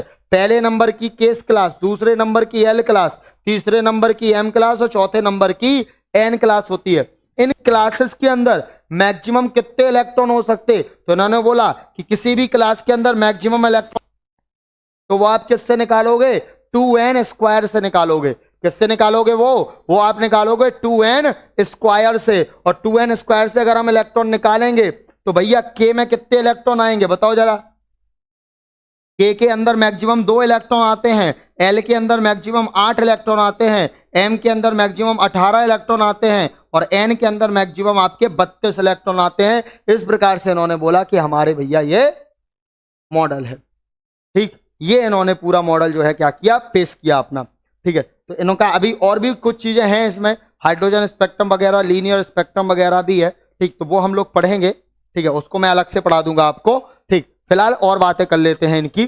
ठीक, तो चूंकि जब तक इलेक्ट्रॉन अपनी क्लास में घूमता रहता है, इन्होंने बोला क्या, जब तक इलेक्ट्रॉन अपनी क्लास में घूमता रहता है तब तक यह कोई एमिशन ऑफ लाइट नहीं करता, तब तक यह कोई एनर्जी एमिट नहीं करता, इसकी एनर्जी में कोई चेंज नहीं होता। लेकिन जब इलेक्ट्रॉन को हम एक्सटर्नल सोर्स से इलेक्ट्रॉन देते हैं, अच्छा सुनो, इलेक्ट्रॉन जब अपने एनर्जी लेवल में घूम रहा है तो उसको ग्राउंड स्टेट में कहा जाता है। ठीक है, क्या कहा जाता है उसको, ग्राउंड स्टेट में। बेटा जैसे हम हैं, हम कहते नहीं है यार तुम यार आप आसमान में उड़ने लगे। ठीक है, आसमान में उड़ने लगे का मतलब क्या है कि अब तुम्हारे पैर जमीन पे नहीं है। मतलब इंसान कितना भी बड़ा हो जाए, बेटा ध्यान रखना इस चीज को, इंसान जिंदगी में कितनी भी तरक्की कर ले, उसको पृथ्वी से हमेशा जुड़ा रहना चाहिए। ठीक है, उसको अपनी सच्चाई नहीं बोलनी चाहिए। वो भले ही अभी कुछ भी ना हो, लेकिन भविष्य में जाकर के अगर वो मान लो IAS IPS ऑफिसर बन गया या बहुत बड़ा नेता बन गया या जिंदगी में असीम सफलता हासिल कर चुका, लेकिन उसे अपना बचपन नहीं भूलना चाहिए कि वो किस टाइप से किस जिंदगी में पैदा हुआ था। मतलब हर इंसान को जमीन से जुड़ा रहना चाहिए। जमीन से जुड़े होने का मतलब है कि इंसान को अपने कद से कभी भी ऊंचा नहीं उठना चाहिए कि हम यार ये बन गए, अरे अब हम तो नीचे वालों को कुछ समझेंगे ही नहीं, ऐसा नहीं होना चाहिए, है ना बेटा। हाँ, तो यहां पे क्या है बेटा, जब भी इलेक्ट्रॉन अपनी क्लास में मूव करता है, बेटा कहां मूव करता है मेरे बच्चा, जब इलेक्ट्रॉन अपनी क्लास के अंदर मूव करता है, अपनी क्लास के अंदर मूव करने का मतलब क्या है, उसकी जो फिक्स एनर्जी है उसी में मूव करता है, तो इसकी एनर्जी में कोई चेंज नहीं होता। ठीक है, और इस लेवल को बोलते हैं ग्राउंड स्टेट। लेकिन जब हम इसको क्या करते हैं, जब हम इसको बाहरी सोर्स से कोई एनर्जी देते हैं, जब हम इसको क्या करते हैं, एक्सटर्नल सोर्स से एनर्जी देते हैं, तो एक्सटर्नल सोर्स से एनर्जी देने पर ये क्या करता है, अपने ऑर्बिट को छोड़ के हायर ऑर्बिट में चला जाता, क्योंकि इसको एक्सटर्नल सोर्स से एनर्जी मिल गई ना। तो अब जिसको एनर्जी ज्यादा मिल गई, जैसे मान लो हम हैं, ठीक है, अब हम में अभी जितनी एनर्जी है मैं उतनी से पढ़ा रहा हूं, अब कोई आकर के पीछे से जो है हमें भयंकर वाला मोटिवेट कर दे, नहीं तू दौड़ तू दौड़ तू भाग सकता है। लाल सिंह चड्ढा मूवी देखी आपने, लाल सिंह चड्ढा मूवी, लाल सिंह चड्ढा मूवी में वो कितने स्लो स्लो भागता है, लेकिन वहां से करीना कपूर बोलती है भाग लाल भाग, भाग लाल भाग, तो फिर देखो तुम भाई साहब, है ना, लाल सिंह चड्ढा की स्पीड कितनी स्पीड में भागता है। ठीक है, कि जो रेस हो रही थी उस रेस में जिसने पार्टिसिपेट किया वो सब पीछे। ठीक है, केवल और केवल कौन भाग रहा, लाल सिंह चड्ढा भाग रहा है भाई साहब, इससे तेज कोई नहीं भाग सकता लाल सिंह चड्ढा से तेज, है ना। तो ऐसे ही क्या है, ऐसे ही हमारा इलेक्ट्रॉन है। इलेक्ट्रॉन जब तक अपने ऑर्बिट में, तब तक वो बिल्कुल सुप्त अवस्था में बस मूव करता रहेगा ऐसे, अपने ऑर्बिट में मूव कर रहा, कोई ना एनर्जी लूज कर रहा ना एनर्जी गेन कर रहा, ना बस घूम रहा वो अपने ऑर्बिट में, बिल्कुल ऐसे कि जैसे मर गया हो। ठीक है, मरे मरे चल रहा है, घूम रहे भैया हम तो, हमें तो काम मिला न्यूक्लियस के चारों तरफ घूमने का, हम तो न्यूक्लियस के चारों तरफ घूमेंगे। लेकिन एक्सटर्नल सोर्स से एनर्जी मिली, इसको क्या मिली, एक्सटर्नल सोर्स से एनर्जी मिली, इलेक्ट्रॉन को बोले हैं एनर्जी, तो कहां पहुंचे ये, सीधे हाई ऑर्बिट में पहुंचे। ठीक है, लेकिन ये एक्सटर्नल सोर्स से जो एनर्जी मिली है ज्यादा देर तक नहीं रहती, ये ज्यादा देर तक नहीं रहती एनर्जी। क्या होता, इसकी एनर्जी ज्यादा देर तक नहीं रहती, 10⁻⁸ सेकंड तक रहेगी और हायर ऑर्बिट में रहेगा, और उधर से फिर ये क्या करेगा, उधर से फिर ये धम्म से गिरेगा अपनी लोअर स्टेट पे। तो इसीलिए तो कहते आप बहुत ज्यादा ऊंचे उठ गए मान लो और तुमने ग्राउंड स्टेट छोड़ दी अपनी, तो एक ना एक दिन ऐसा आएगा तुम्हें वापस से अपनी ग्राउंड स्टेट पे गिरना पड़ेगा। ठीक है, ऐसी तो क्या है, ऐसी इलेक्ट्रॉन को बाहरी सोर्स से एनर्जी मिली, अपनी ऑर्बिट छोड़ के दूसरे में भाग गया, अपनी ऑर्बिट छोड़ के दूसरे में भाग गया। एक टाइम ऐसा थोड़ी देर बाद वापस से धम्म से अपने ग्राउंड स्टेट पे गिरा, और जब ये हाई ऑर्बिट से लोअर स्टेट पे गिरेगा तो क्या करेगा, एनर्जी एमिट करेगा। क्या करेगा, एनर्जी एमिट करेगा, लाइट निकालेगा, उत्सर्जित करेगा ऊर्जा। और जब ये ऊर्जा उत्सर्जित करेगा तो ये किसके फॉर्म में करेगा, रेडिएशन के फॉर्म में करेगा। और जब ये रेडिएशन के फॉर्म में एनर्जी एमिट करेगा, एनर्जी जब ये एमिट करेगा तो उस टाइम पे हमें डिफरेंट डिफरेंट टाइप के कलर्स दिखेंगे। ठीक है, वही आपका है स्पेक्ट्रम, उसी को हम हाइड्रोजन स्पेक्ट्रम या और भी अलग अलग नाम है आपके। ठीक है, लाइमिन सीरीज वगैरह है, साइकिन सीरीज है, तो वो आपके अगले टॉपिक में मैं आपको वहां पे कवर कर दूंगा। यही स्पेक्ट्रम कि हाई एनर्जी से जब वो लो एनर्जी में आता है तो किस टाइप की एनर्जी है, किस टाइप की एनर्जी है रिलीज करता है, किस टाइप का रेडिएशन दिखाता है। ठीक है, तो अपनी ऊर्जा का उत्सर्जन करता है। तो इसने जितनी, मान लो इसने E2 एनर्जी स्टोर की और जब ये निकला तो इसने E1 एनर्जी को निकाला, तो डेल्टा E बराबर क्या हो जाएगा, H नहीं हो जाएगा। यही जो आपका है ये बोर के मॉडल की एक मेन बात है। क्या है ये, बोर्स मॉडल की एक मेन बात है। बताओ आया समझ में कि नहीं आया। तो अवशोषित या उत्सर्जित ऊर्जा की जो वैल्यू होती है वो दोनों एनर्जी लेवल की एनर्जी के डिफरेंस के बराबर होती है। मान लो ये E एक्सटर्नल सोर्स से एनर्जी मिली, E2 में पहुंच गया, तो E2 का जो एनर्जी लेवल है और E1 का जो एनर्जी है उन दोनों का जो डिफरेंस होगा वो एनर्जी चेंज के बराबर होगा, है ना, या वो उत्सर्जित की गई ऊर्जा के बराबर होता है। और E इक्वल टू क्या होता है, H नहीं होता है, तो डेल्टा E बराबर आपका H नहीं हो जाएगा। यही आपका एमिशन को रिप्रेजेंट करेगा। डन बात सबको, चलिए बहुत बढ़िया बात। ठीक, तो यहां पे आपका जो है ये चीज आ गई है। और यहां पे जो आपका H होता है वो क्या होता है, प्लैंक कांस्टेंट। तो E इक्वल टू निकाला ना हमने H न्यू, जहां पे H क्या होता है आपका, H आपका होता है प्लैंक कांस्टेंट, जिसकी वैल्यू होती है 6.626 into 10 to the power minus का 34 जूल पर सेकेंड। ठीक है, कितना होता है, 6.626 into 10 to the power minus 34 joule पर सेकेंड। ठीक है, सभी लोग सेशन को शेयर करो यार, देखो कितने लोग जुड़े थे, अभी कहां गए सब। अभी तो यार केवल बोर का मॉडल तक पहुंचे हम लोग, अभी तो बहुत सारी चीजें पढ़ना बाकी है। पढ़ना कि नहीं पढ़ना बताओ, पढ़ना नहीं। तो बोर का मॉडल जो आपका है एक से, अच्छा इनके मॉडल में कुछ कमियां भी थी। क्या कमियां थी, इन्होंने बोला एक से अधिक इलेक्ट्रॉन वाले एटम के स्पेक्ट्रम की ये व्याख्या नहीं कर पाया। ऐसे एटम जिनमें एक से ज्यादा इलेक्ट्रॉन होते हैं, हाइड्रोजन स्पेक्ट्रम की इन्होंने व्याख्या कर दी क्योंकि उसमें एक इलेक्ट्रॉन होता है, एक से ज्यादा इलेक्ट्रॉन वालों की ये एक्सप्लेन नहीं कर पाए, पहला। दूसरा, जीनमेन इफेक्ट जो होता है उसकी भी ये व्याख्या नहीं कर पाए। दूसरा, इलेक्ट्रॉन मटेरियल पार्टिकल होता है, लेकिन डी ब्रॉगली ने सिद्ध किया था कि इलेक्ट्रॉन डुअल नेचर का होता है। ठीक है, ये पार्टिकल और वेव दोनों की तरह व्यवहार करता है। ठीक है, तो अगर ये भैया इन्होंने बोला था कि ये क्या है, पार्टिकल है, जबकि डी ब्रॉगली ने बोला था कि ये पार्टिकल और वेव दोनों की तरह काम करता है ना। इन्होंने बोला था, डी ब्रॉगली ने बोला था कि हमारा जो इलेक्ट्रॉन होता है वो डुअल नेचर का होता है, वो पार्टिकल की तरह भी बिहेव करता है और वो वेव की तरह भी बिहेव करता है। जबकि हमसे बोर साहब कह रहे हैं क्या, कि बोर कह रहे हैं ये इलेक्ट्रॉन द्रव्य पार्टिकल है, मतलब ये मटेरियल पार्टिकल है केवल। ये केवल बोल रहे बोर बोल रहे केवल पार्टिकल है, और डी ब्रॉगली बोल रहा पार्टिकल और वेव दोनों की तरह बिहेव करता है। तो ये इनका बात गलत हो गया। ठीक, तो ये कुछ कमियां थी इनके मॉडल में। ठीक है, बाकी इनका मॉडल सुपर बस है, अभी तक हम वही मॉडल पढ़ते चले आ रहे हैं।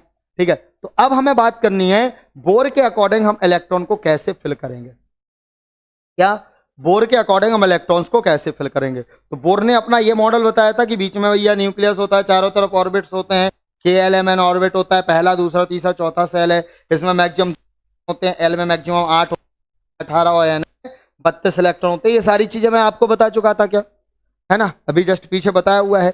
अब इसमें मैं बताता हूं आपको कि इनके कुछ रूल्स थे इलेक्ट्रॉन को फिल करने के। इलेक्ट्रॉन को फिल करने के रूल्स क्या थे, उन्होंने बोला था कि आउटर मोस्ट सेल में हम मैक्सिमम कितने इलेक्ट्रॉन फिल करेंगे, मैक्सिमम 8 इलेक्ट्रॉन फिल करेंगे, 8 से ज्यादा इलेक्ट्रॉन हम बाहर फिल नहीं कर सकते। लास्ट ऑर्बिट में कितने से ज्यादा इलेक्ट्रॉन नहीं भर सकते तुम? 8 से ज्यादा इलेक्ट्रॉन नहीं भर सकते। किसी भी सेल में 8 इलेक्ट्रॉन कंप्लीट अगर हो गए, अगर क्या हो गई, 8 इलेक्ट्रॉन कंप्लीट हो गए, जैसे मान लो आपकी जो एम सेल है, एम, इस एम सेल में 8 भर गए, तो 8 के बाद वैसे 18 तक भर सकते, लेकिन हम 18 तक नहीं भरेंगे। 8 भरने के बाद इसके नेक्स्ट सेल में कम से कम 2 इलेक्ट्रॉन भरेंगे। ठीक है, 8 सेल फिल होने के बाद उसके नेक्स्ट सेल में इलेक्ट्रॉन फिल किए जाते हैं जब तक उनकी संख्या 8 नहीं हो जाती। ठीक है, आउटर मोस्ट सेल में कम से कम 2 इलेक्ट्रॉन होने ही चाहिए, इनर सेल को कंप्लीट फिल किया जा सकता है। ठीक है, तो तुमने क्या किया, तुमने यहां पर क्या किया भैया? तो तुमने जैसे मान लो कि एम में तुमने अपने 8 भर दिए। अब एम में जब 8 भर गए तो वैसे तो एम में 18 तक भर सकते, लेकिन हम 18 नहीं भर पाएंगे। क्यों? पहले हमें एन में कम से कम 2 इलेक्ट्रॉन डालने पड़ेंगे। जब एन में 2 इलेक्ट्रॉन डाल दिए तब फिर जाकर के हम इसमें वापस 18 इलेक्ट्रॉन भर पाएंगे। जब इसमें 18 भर जाएंगे तो फिर हम इसमें 8 तक भरेंगे। ये आपको सिक्वेंस याद रखना है। के और एल के लिए तो सेम है, पहले 2 भरेंगे फिर 8 भरेंगे। तीसरे में 18 भरते तो हम सीधे 18 नहीं भरते, पहले 8 भरते, फिर बाहर वाले में 2, फिर अंदर वाले में 18, फिर बाहर वाले में 8, उसके बाहर वाले में 2, फिर उसके अंदर वाले में 18। समझे? इस टाइप से आपका इलेक्ट्रॉन ये भरता जाता है। तो आपको ये ज्यादा नंबर लंबा याद नहीं करना है, आपको केवल कितने तक याद करना है? 30 तक, बस 30 तक आप ये याद कर लो। उसके बाद फिर आबबाउ प्रिंसिपल के अकॉर्डिंग मैं बोरवरी सिखा दूंगा आपको। क्या सिखा दूंगा? आबबाउ प्रिंसिपल से बोरवरी कैसे भरा जाता है वो मैं आपको सिखा दूंगा। ठीक है, तो फिर आपका ये आसान हो जाएगा। तो हम लोग कम से कम 30 तक भरना सीख ले रहे हैं इसको। जैसे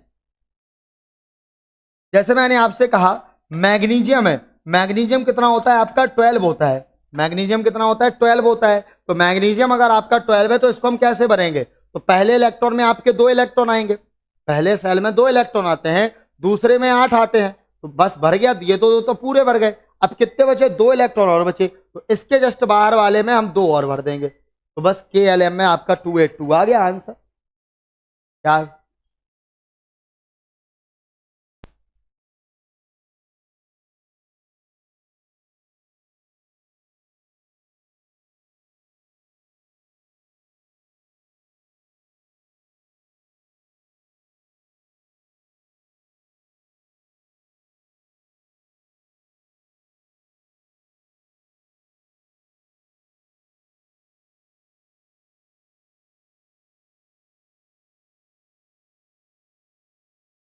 ठीक, अब जैसे इसमें आगे बढ़ना है, हमें जैसे हमें आगे बढ़ना है, मैग्नीशियम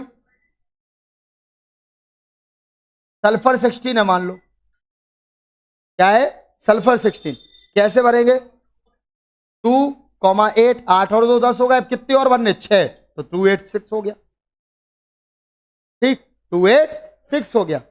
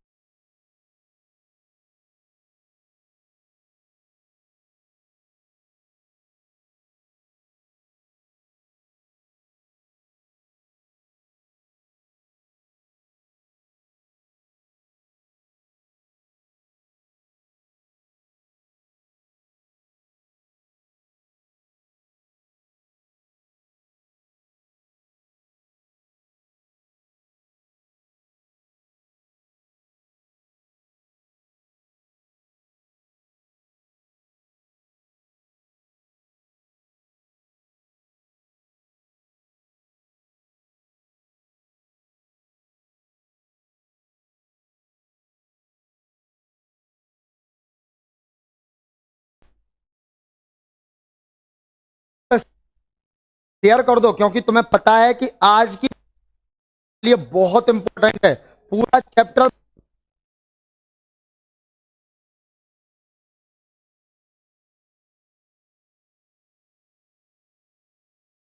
तक में पढ़ना है।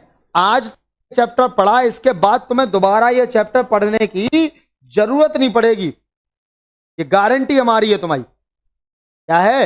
ये हमारी गारंटी है बेटा कि अगर तुमने आज पढ़ लिया ये, अगर तुमने आज से ये क्लास पढ़ ली तो एग्जाम तक तुम्हें, एग्जाम के दिन भी तुम्हें ये चैप्टर पढ़ने की जरूरत नहीं पड़ेगी, सारी चीजें याद रहेंगी तुम्हें, समझे? हाँ,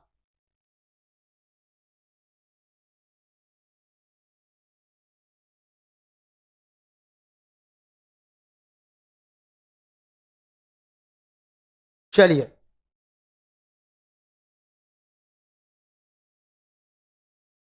हाँ जी, अब देखो इसमें, अब जैसे सल्फर का भर लिया हमने, सल्फर के बाद अगर मैं आपसे बात करूं किसकी बेटा जी, कैल्शियम 20 होता, कैसे भरेंगे? तो 2 8, 8 और 2 10 हो गए।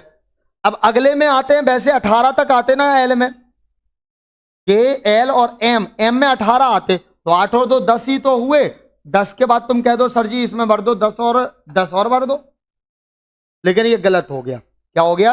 ये गलत हो गया। रूल कहता है लास्ट वाले ऑर्बिट में 8 से ज्यादा नहीं हो सकते, तुम्हारे 10 पहुंच गए, ठीक है? लास्ट वाले में तुम्हारे कितने पहुंच गए? 10, मतलब ये गलत है। तो कैल्शियम कैसे भरेंगे?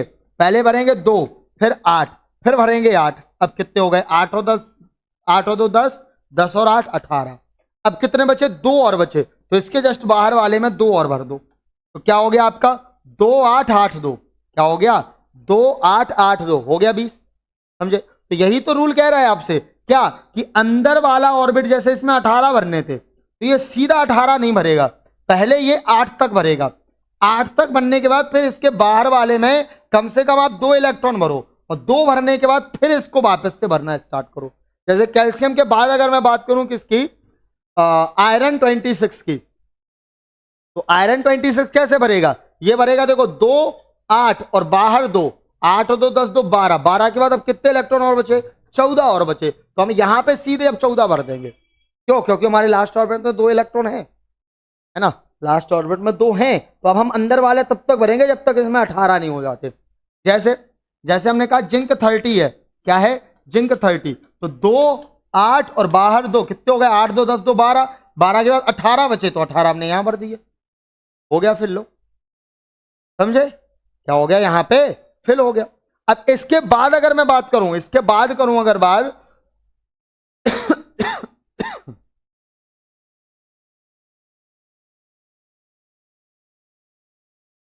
जैसे गैलियम की बात करूं, अगर गैलियम आपका होता है 31, तो गैलियम कैसे भरेगा? गैलियम भरेगा 2 8 18, 18 तक भर गया, 18 और 8 26, 26 और 2 कितना हो गया?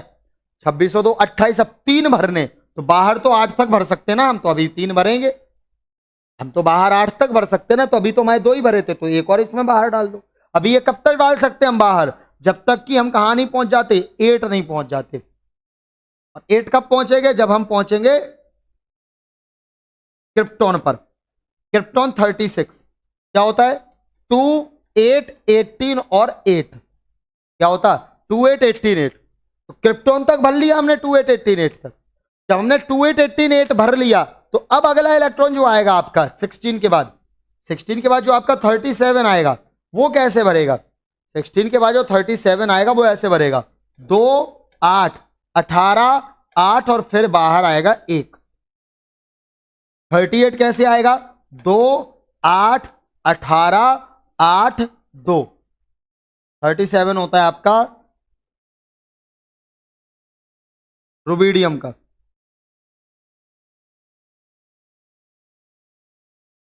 ये स्ट्रॉन्सियम का, ठीक है? अब इसके बाद अगर आया आपका 39 आया, जैसे क्या आया आपका 39, तो 39 कैसे भरेगा? ये भरेगा आपका 2 8 18, और अब ये बाहर 2 भर गए ना, तो अंदर वाला तो कह रहा हम 32 तक भर सकते, तो अब इसको भरेंगे हम 8 के बाद 9 और 2, और ये 9 के बाद भरता जाएगा कब तक? जब तक ये कहां नहीं पहुंच जाता, जब तक ये नहीं पहुंच जाता 18 तक, 2 8 18 18 2, ऐसा यहां तक फिल करोगे आप, ठीक? तो इतना आपके लिए काफी है, इतना तक आप याद कर लो, ठीक है? 2 8 18 18 2 तक, बस इतना आपके लिए काफी है। इसके बाद फिर हम लोग अबव प्रिंसिपल सीखेंगे, उसमें इसको और आगे भरना सीख जाएंगे, ठीक है? इतना आपके लिए काफी है। आ गया ना सबको? जी हाँ, दीपक यादव जी, आप गाजीपुर से हैं, बढ़िया बात है बेटा, पढ़ाई कर लें अब हम। और कहाँ हैं भाई सब लोग? हैं, जल्दी से बुलाओ सबको अपने अपने कॉलेज। देखो भाई, कल 2 अक्टूबर है, गांधी जयंती, उसके बाद फिर है आपका 3 अक्टूबर, शायद कॉलेज स्टार्ट हो रहे हैं सभी। तो जिसके भी कॉलेज स्टार्ट हो रहे हो 3 अक्टूबर से, सभी अपने अपने कॉलेज के सब बच्चों को पहले दिन जाकर के, यही काम है तुम्हारा कि अपने अपने कॉलेज के सभी बच्चों के साथ वीडियो शेयर करनी है। सबको बताना है कि एएस टेक्निक पे जुड़ो, क्योंकि एएस टेक्निक पर आप सभी के लिए बम्पर मेहनत की जा रही है। देखो फर्स्ट सेमेस्टर के लिए बम्पर मेहनत की जा रही है। इतनी सारी क्लासेस दी जा रही हैं जिसकी कोई हद नहीं है ना। कुमकुम चौहान जी जुड़ी हुई हैं, शिवा में इसके अभी भालो कर रहे हो तुम हैं। हाँ, तो जिसके भी कॉलेज खुल रहे हैं सब में शेयर कर देना बस क्लास आप कल, ठीक है। फिर देखो आपकी मजा कितना आता है पढ़ने में और हमें पढ़ाने में। ठीक, चलिए आगे बढ़ा जाए। तो ये देखो इस टाइप से हम लोगों ने फिल करना स्टार्ट कर दिया। 2 8 18 18 2 तक आपको याद करना, ठीक है। 2 8 18 18 2। उसके बाद फिर ये 2 वाला भरेगा 8 तक। जब ये 2 वाला 8 तक भर जाएगा तो फिर 2 तक भरोगे आप। तो इस टाइप से याद कर लो बस। तो है कठिन है, बिल्कुल ईजी है। कठिन है क्या कुछ? तो ये मैं आपको दे रहा हूं कुछ क्वेश्चन होमवर्क के लिए, ठीक है। ये कुछ क्वेश्चन मैं आपको होमवर्क के लिए दे रहा हूं, सभी लोगों को ये क्वेश्चन सॉल्व करने हैं। नोट कर लो एक बार ये सभी क्वेश्चन। आयोडीन 53, 48, 37, 83 और सिल्वर आपका कितना है 47। इनको एटॉमिक नंबर को फिल करना है तुम्हें बोरवरी के अकॉर्डिंग।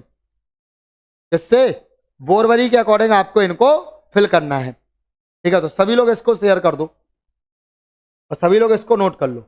अब देखो, अब ये भाई ये बनाने आते हैं क्या? सबको आते होंगे, है ना। जैसे मैग्नीशियम 12 है तो 282, तो पहले वाले में मैग्नीशियम है, मैग्नीशियम में पहले में भरेंगे 2, दूसरे में भरेंगे आप लोग 8 और तीसरे में भरोगे आप लोग 2।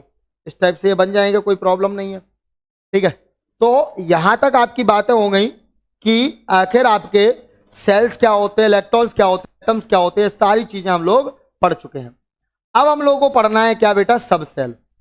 अब क्या पढ़ना है हम लोगों को? अब हम लोगों को पढ़ना है सब सेल के बारे में, ठीक है। तो जब हम सेल पढ़ चुके तो बात आई किसकी बेटा जी? सब सेल की।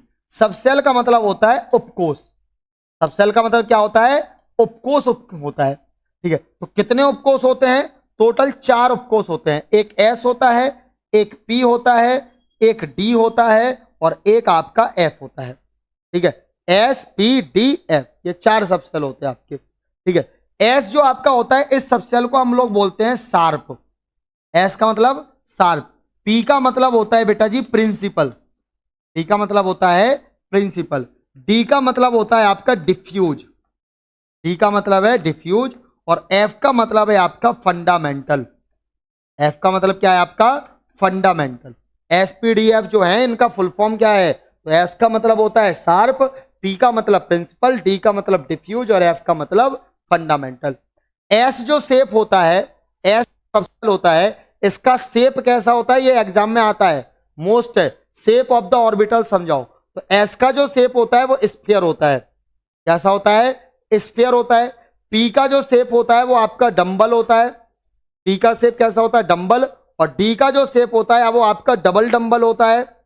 डी का शेप आपका डबल डंबल होता है। और एफ का शेप जो होता है वो आपका कॉम्प्लेक्स होता है, जिसे हम लोग बनाते नहीं है, काफी कॉम्प्लेक्स शेप बनता है इस वजह से, ठीक है। तो ये हमारे को है 3 शेप हैं एसपीडीएफ के, ठीक है। अब अगर मैं बात करूं एस में ऑर्बिटल कितने होते हैं? ऑर्बिटल का मतलब होता है बेटा कक्षक।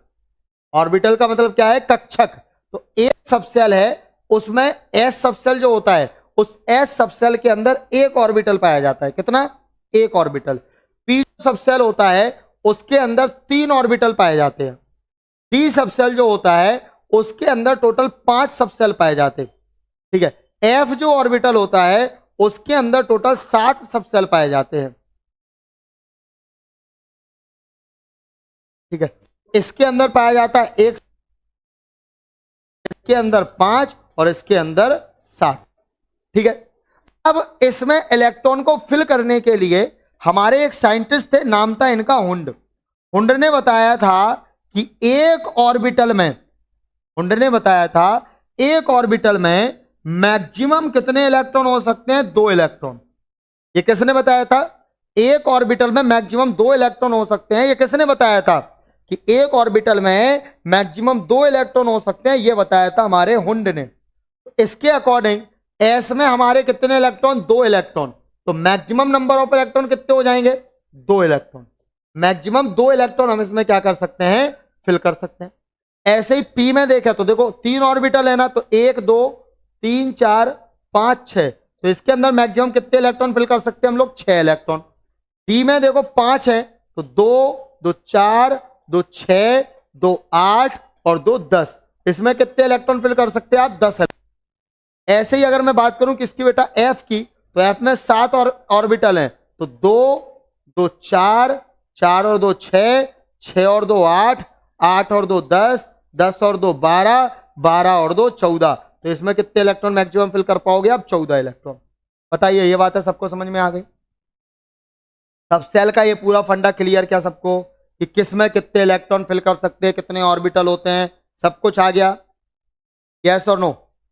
आ गया भाई? अगर आप लोगों को ये बात बताइए, ये चीजें आती हैं तो बता दो, फिर मैं रहने दूं क्लास, रहने दूं, क्योंकि आप लोगों की संख्या कम हो रही है तो फिर हमारी एनर्जी भी कम हो जाएगी। हमारी एनर्जी तुमसे मिलती है, और क्या? सही बात है, हमें एनर्जी तुमसे मिलती है, अगर तुम कम हो गए हमारी एनर्जी कम हो जाएगी। इसलिए अपनी एनर्जी, अगर हमारी एनर्जी आप बढ़वाना चाहते हैं तो आप अपनी संख्या बढ़ाते रहो, कंटिन्यूअसली सभी लोग सेशन को शेयर करते रहो, ठीक है? अब देखिए, आपको मैं बताता हूं यहाँ पे शेप ऑफ दी ऑर्बिटल्स। किसकी बात करता हूं अब बात करते हैं हम लोग शेप की, ठीक है, कि इनके शेप कैसे बनते हैं। तो देखो भैया, एस ऑर्बिटल है, एस में आपका केवल एक ऑर्बिटल होता है, तो इसका शेप भी कितना बनेगा? इसका शेप भी केवल एक ही बनेगा, इसका शेप भी केवल एक बनेगा आपका, ऐसे, ठीक है? ये आपका एक्स एक्सिस है, ये आपका वाई एक्सिस है, और ये आपका जेड एक्सिस है, ठीक है? तो एक्स वाई और जेड एक्सिस पे ये हमारा बन गया एक्स ऑर्बिटल, ठीक है? एस ऑर्बिटल तो हमने बना लिया। अब हम बात करेंगे पी ऑर्बिटल की। तो पी में टोटल कितने होते हैं? 3 ऑर्बिटल्स होते हैं। पी सब सेल में 3 होते हैं। पहला जो बनता है वो पी एक्स होता है, दूसरा होता है पी वाई, और तीसरा होता है आपका पी जेड, ठीक है? तो पी एक्स आपका बनता है कहां पर? एक्स एक्सिस के ऊपर। पी वाई कहां बनता है? वाई एक्सिस के ऊपर। और पी जेड कहां बनता है? आपका जेड एक्सिस के ऊपर, ठीक है? जैसे अगर मैं बनाना दिखाऊं आपको, तो पहले बात कर ले रहा हूं पी एक्स की। पी एक्स कैसे बनेगा? देखो, पी एक्स आपका बनेगा, ये हमारा देखो एक्स एक्सिस, ठीक है, और ये हमारा वाई एक्सिस, ठीक है? तो एक्स और वाई एक्सिस पे बनना है, एक्स वाई पे नहीं, सॉरी, एक्स पे। तो एक्स पे पी ऑर्बिटल कैसे बनेगा? देखो, ये बन जाएगा, लो, बन गया पी एक्स, ठीक है? ये आपका पी एक्स हो गया।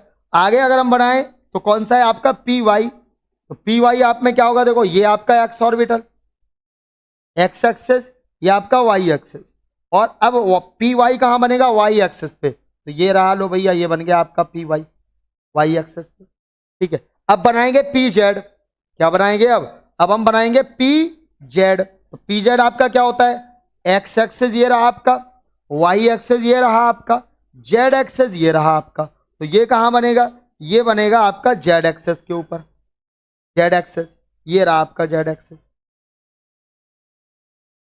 ठीक? तो ये जेड एक्सिस पे बन गया, डन।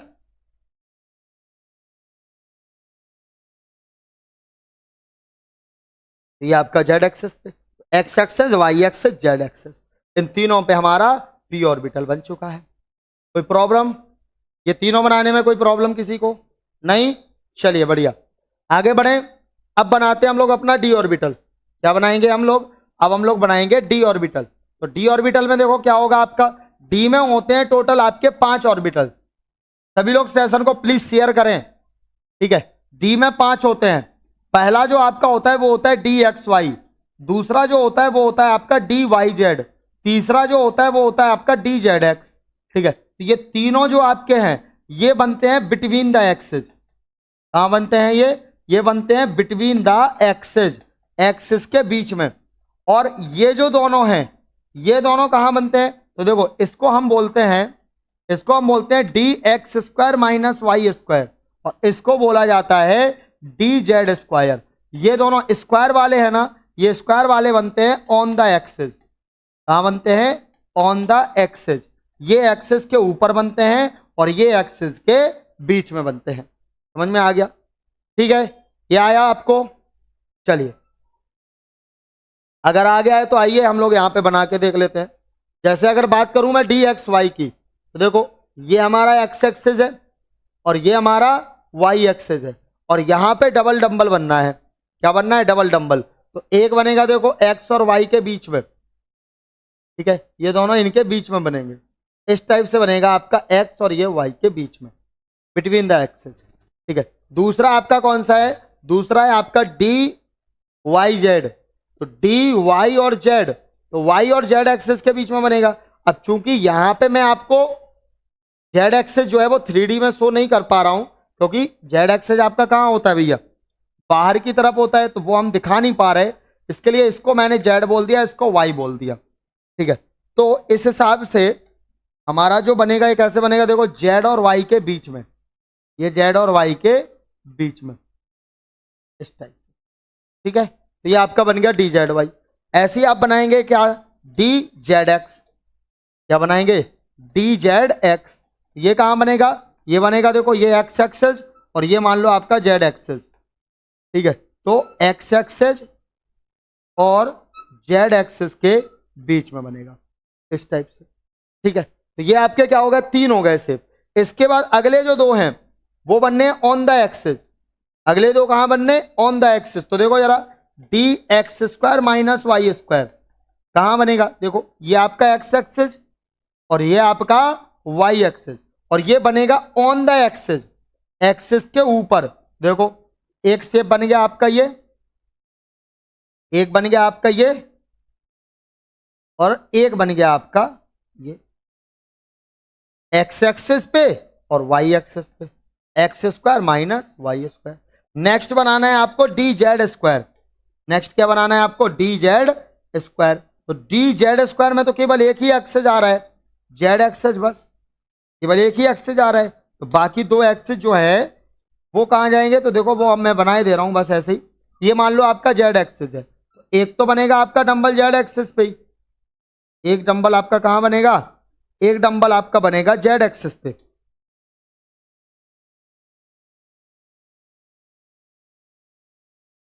एक बनेगा आपका जेड एक्सेस के ऊपर। मान लो अगर जेड एक्सेस यहां पे है तो ऐसे बन जाएगा।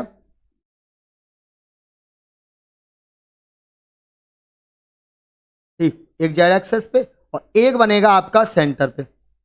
एक कहां बनेगा? सेंटर पे, इस टाइप से। एक आपका ऐसा बनेगा। अगर ऐसे नहीं बनाना है तो इसको आप दूसरे तरीके से बना सकते हो। कैसे? देखो मैं अभी आपको बता रहा हूं। जैसे मान लो हमने इसको ऐसे कर दिया कि ये आपका जेड एक्सेस है, ये जेड एक्सेस है, और ये एक और एक्सेस मान लो, कोई भी एक्स एक्सेस मान लो। और अगर आपका ये जेड एक्सेस है तो जेड एक्सेस के ऊपर आपका ऐसे बनेगा एक तो डंबल, और दूसरा बनेगा इस पे सेंटर पे, ऐसे बन जाएगा। ठीक, कोई दिक्कत थोड़ी है। तो ये आपका होगा डी जेड स्क्वायर। एक बनेगा आपका एक्स जेड एक्सेस पे और एक बनेगा आपका किस पे बेटा जी? एक बनेगा आपका सेंटर पे। ये शेप है, क्या है ये शेप है, एक्स का शेप, वाई के 3 शेप और जेड के 5 ऑर्बिटल के शेप इस टाइप से बनते हैं। समझे बेटा आप शेख?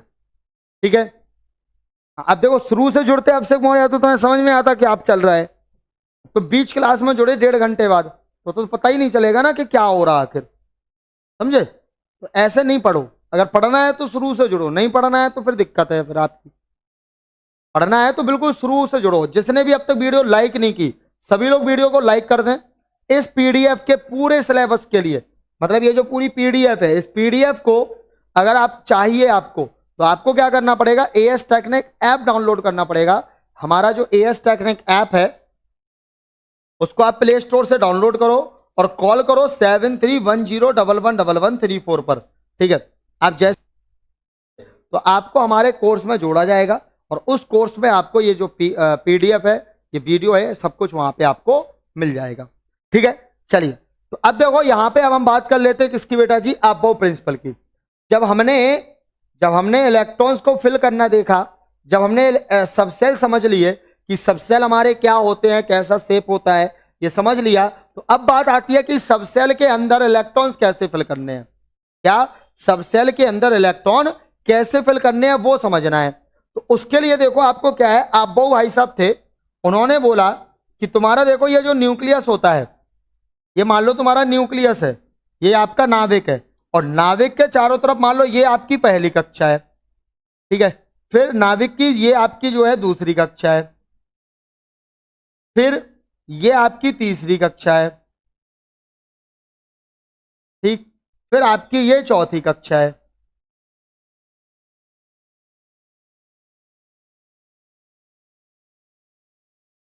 ठीक, ये चौथी कक्षा है।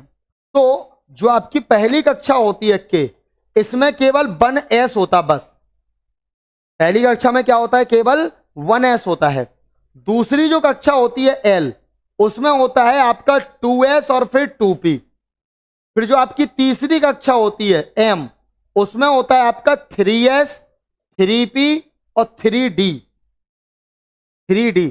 फिर जो आपकी चौथी कक्षा होती है एन, उसमें होता है आपका 4s 4p 4d और 4f, ये होते हैं, ठीक है, ये इसमें होते हैं। आपने इनमें 1s 2s 2p 3s 3p इनमें इलेक्ट्रॉन को फिल करना सिखाया था, ठीक है। साली जी वो सब कुछ बताएंगे, हाइजेनबर्ग भी बताएंगे, सब बताएंगे, रुक जाओ जरा। तो इन्होंने इलेक्ट्रॉन को फिल करना सिखाया था किसमें बेटा जी, इन इलेक्ट्रॉन इन सब सेल्स में, ठीक है, कि सब सेल में इलेक्ट्रॉन को कैसे फिल करना है।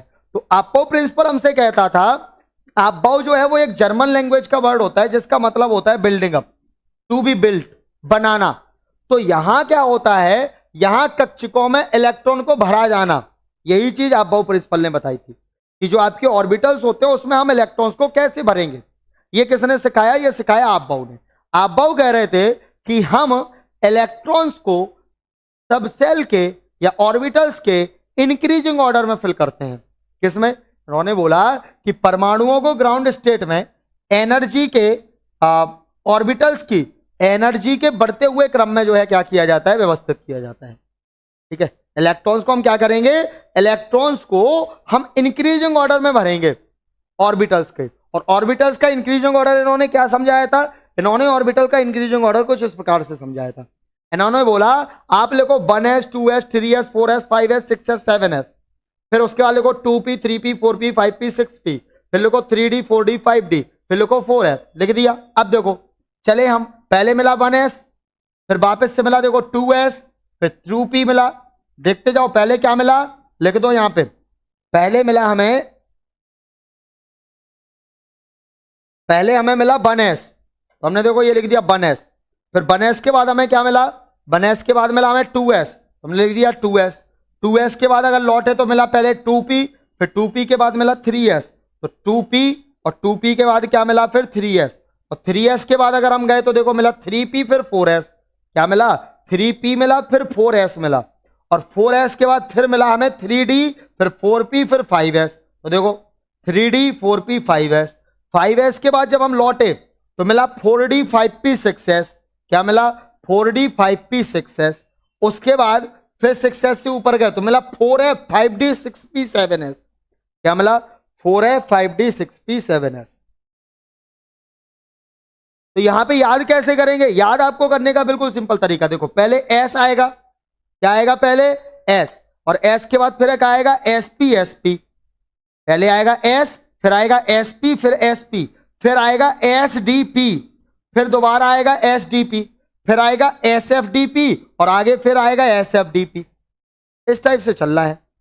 फिर से सुन लो, पहले आएगा s के बाद sp sp, फिर sdp sdp, फिर sfdp sfdp, बस इतना सा है, ठीक है। तो एनर्जी लेवल के इंक्रीजिंग ऑर्डर में हमें इलेक्ट्रॉन्स को फिल करना है, और इलेक्ट्रॉन्स को फिल करने का इंक्रीजिंग ऑर्डर क्या है, 1s 2s 2p 3s 3p 4s 3d 4p 5s 4d 5p 6s, इस टाइप से हम लोग फिल करते जाएंगे, ठीक है। तो पहले क्या मिलता है हमें, देखो पहले हमें मिलता है ये लिखा ऑर्डर, यहाँ पे ये ऑर्डर लिख दिया हमने, यहाँ देखो पहले मिलता 1s फिर 2s फिर 2p फिर 3s फिर 3p, फिर 4s 3d 4p, फिर 5s 4d 5p, फिर 6s 4f 5d 6p, फिर 7s 5f 6d 7p, और फिर 8s।